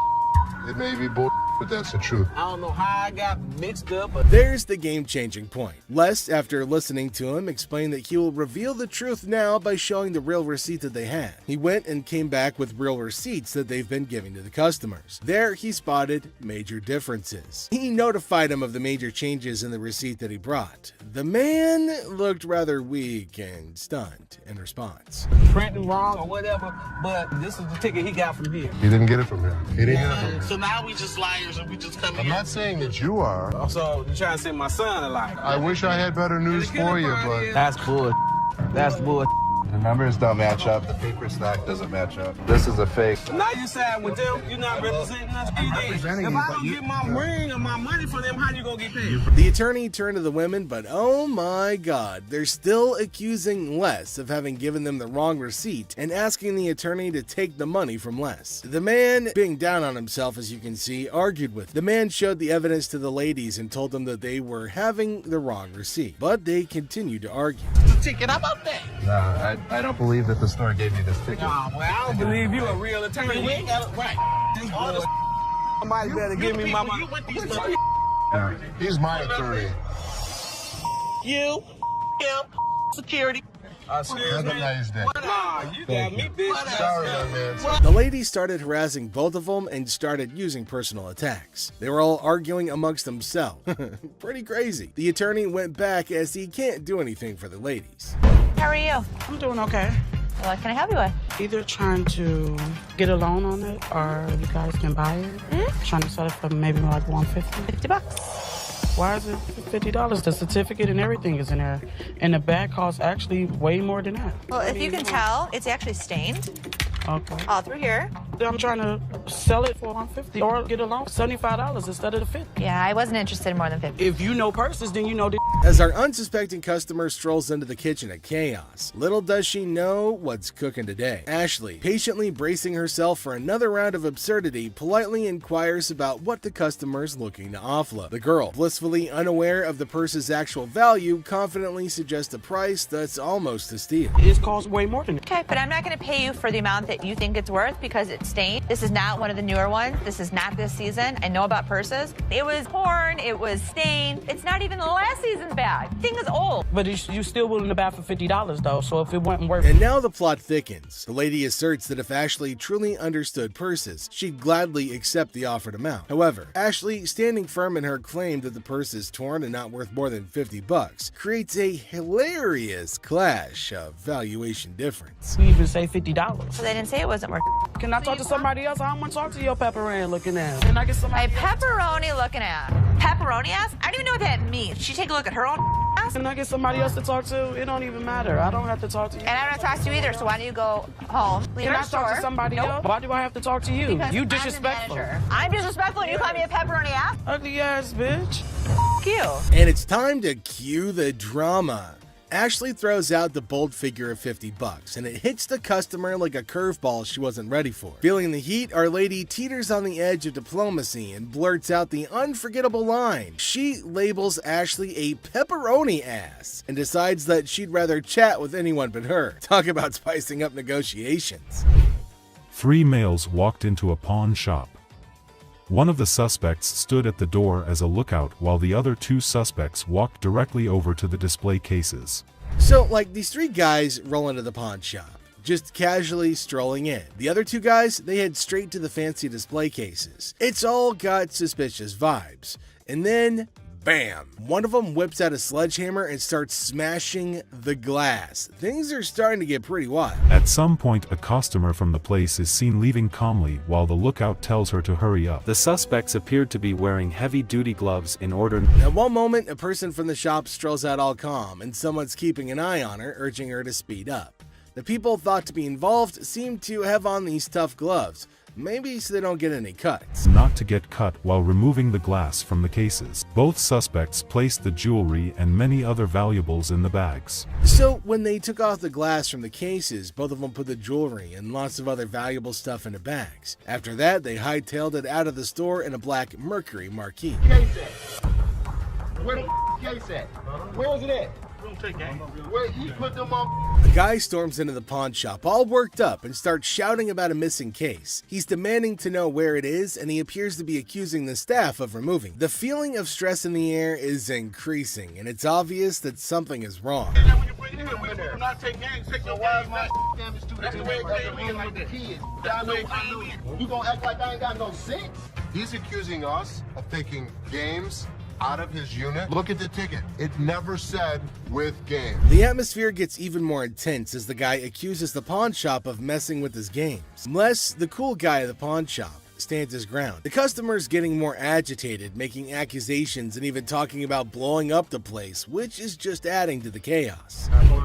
At that point, man, you can get your arms up off belly and none of your body parts on me, bro. After all the stress I have, the last thing I need is a customer causing a scene. Despite the escalating situation, Les stays calm. He tries to talk sense into the upset customer, especially with a big event coming up the next day. I know how to walk. I ain't illiterate because I potted a week and y'all motherfuckers in my middle and put them games in there. And you wasn't even standing there when I potted it. Somebody need to blow this place up. It's time to go, sir. You ain't gonna get my window up. I'm not. Let go. Can I get my week? He'll get it for you, don't worry. You're making a threat like that? The situation becomes alarming when the upset customer makes a threat to blow up the place. Les, rightfully concerned about the safety of everybody, asks the guy to leave. Security becomes a priority, and the customer's demand for his belongings takes a back seat to the potential danger that he's creating. It's a challenging moment for Les, who's just trying to manage the chaos caused by an irate customer. How's it going, man? What's going on, man? Everything good. How about you? I'm doing good, man. Good. What can I do for you? Let me get at least like 400 for this watch right here. What can I do for you today? Can I get like 400 for this watch right here? It's worth $820. Les, chilling at the pawn shop, notices a guy walking in, watch in hand. Les, being friendly, asks how things are going. The guy, hopeful, wants $400 for his watch. Les, the cool pawn detective, calmly discusses the watch's worth, revealing it's valued at about $82. Yeah, man, tell me the truth. What'd you really pay? Telling you the truth, man. Come on, give me four for this watch, man. Come on, man. We deal in high-end watches. This was worthless. Nothing for us to deal with. Come on, give me like $450 for this watch. You're yelling at me. I got a baby on the way, dog. Congratulations. I'm sick of living at the crib, man. My girl on my head. The negotiation heat rises as the guy insists on $400, but Les suggests $7. The guy, pleading and sharing his life story about a baby on the way, asks for $400 again. Les stands firm, offering him the same price, which leads to a bit of yelling. The guy, feeling frustrated, calls the place bull ass and expresses his discontent. You want $10? I want to do it $10. I have no idea. Go to Coney Island. Give me Coney Island $10. is good. No, Coney Island, no $10. I got a baby on the way. They gonna do this to me, dog. What you looking like a crazy fool? The tension escalates, and the guy feels disrespected, using strong words and even threatening Les. Les, staying cool, suggests maybe he should have been given $400, hinting at a broken lamp that needs payment. The situation gets intense, with the guy considering if he should have taken the deal. Cash for this watch, man. 400? Oh, I'm sorry. This is a bullshit-ass place, man. This whole ass place, dog. Excuse me. You call it what? You call him a bitch? You? I'll knock you the out. You don't know who you talking to. Show me. Dog, don't touch me, homie, dog. Touch me, dude. Then maybe he would have been able to pay me for the lamp that he broke. Yo, I'm off with you, dog. The guy, still upset, leaves the shop, but not without some fiery words. Les reflects on the encounter, realizing maybe he should have given $400 to avoid the chaos. The drama ends, leaving behind a mix of emotions and a used watch. Life at the pawn shop remains unpredictable and full of surprises. How you doing today? Hey, pretty good. How are you? Real good, thanks. I'm Les. I'm Randall. How are you? Randall, oh, you got a hell of a grip. Wow. What the hell is it? Call it a ring. Okay. I didn't think it was a bus. How'd you get it? I just got it. This guy smelled like a brewery. Okay. How much did you want? I'd like $500 for it. Why? Why? Because I need it. Yeah, I got you. 2 DUIs. A person walks into the pawn shop, catching Les's attention. Things start getting interesting right away. The person wants $500 for a ring and shows it to Les. Les, being curious, asks where the ring came from and why they want to sell it. The person gets really mad when Les asks questions. The intensity in the air rises as the person angrily explains why they're selling the ring. Les stays calm, making it a surprising and dramatic moment in the pawn shop. Well, if it was gold, I'd give you more than $500, but it's not real. I know it's worth $500 and you're gonna give me $500. Well, actually, this was gold, but it was brass. It had no value. I understand. You have court issues. The problem is, I need $500 for it. I'm sure you do. Man, I don't know why you do. As the conversation continues, Les drops a bombshell. He tells the person that if the ring were real gold, he'd offer a whopping $2,500. Feeling a glimmer of hope, the customer suggests, just give me the $2,500 then. Expectantly awaiting a positive response, Les, with a touch of humor, reveals the harsh reality. He explains that the ring is fake, not even worth $500, and he won't pay that much for a counterfeit ring. You gotta give me something for it. I can't give it to you. I'm sorry. Give it to me anyway. Man, you can give me something for it. No. You give me something just don't for beat it. on the glass. This guy was drunk. You give me that ring back. Give me that. It's the. Ow, I ain't going nowhere. Man, get away from me. Yeah, I go away. You man? Yeah. In the midst of the ring discussion, a security guard quietly enters, taking a position behind the customer. The customer, desperate, pleads with Les to give him something for the ring, but Les, staying true to his detective skills, rejects the plea, emphasizing the ring's fake nature. Les, sensing trouble, comments that the customer seems drunk, adding another unexpected twist to the escalating situation. As the rejection sinks in, the customer, unable to contain his frustration, sits on the floor, declaring that he won't leave. The tension peaks as he becomes increasingly aggressive. The guard steps into action, forcefully dragging the defiant customer out of the store. But despite being escorted out, the customer continues to yell and make a scene. Oh boy. I see you sweating. Yeah. Must be hot outside. No, I was doing karate outside. You're doing karate? And judo. I'm Bruce Lee's sister. Really? Yeah. As the door jingles, a woman strolls into the pawn shop rocking winter clothes in the summer heat. Now she's chatting with Les, teasing him about the sweltering weather. She even claims to be a martial arts pro, throwing around Bruce Lee's name. The banter kicks off with a request for a karate move demonstration. She said she was Bruce Lee's sister. So what you got? The atmosphere takes an unexpected turn when the woman unveils a unique item, a mysterious fox mink. Les, unfamiliar with such creatures, engages in a lighthearted conversation to understand more about this fox mink. The woman, with a hint of mystery, reveals her intention to sell it. A mink fox? I don't know. I don't know. I'm not into animals. I've heard of fox. I've heard of mink. So fox mink. Did you want to pause? As the conversation unfolds, Les dives into the details of the fox mink, trying to grasp its worth. The woman shares anecdotes about the origins of the item, painting a vivid picture of its history. Les, playing the role of the detective, subtly negotiates and gathers information to figure out the best deal. So, how much did you want for it? $50,000. The encounter concluded with the woman deciding to part ways with her fox mink. Les, using his seasoned charm, finalizes the deal. The quirky tale of the winter-dressed woman and her unique pawned item adds an unexpected twist to the usual pawn shop routine, leaving both parties with a memorable experience. Woman comes in to sell me a high-end bottle of liquor. Ma'am, I'm Is that what you're saying? You have no respect. When you want to take a person when they die, fit the liquor inside the bottle. and anytime you're going to belittle a person. Ma'am, I didn't belittle you. As the door chimes, the woman confidently walks in, clutching an empty liquor bottle. She aims for a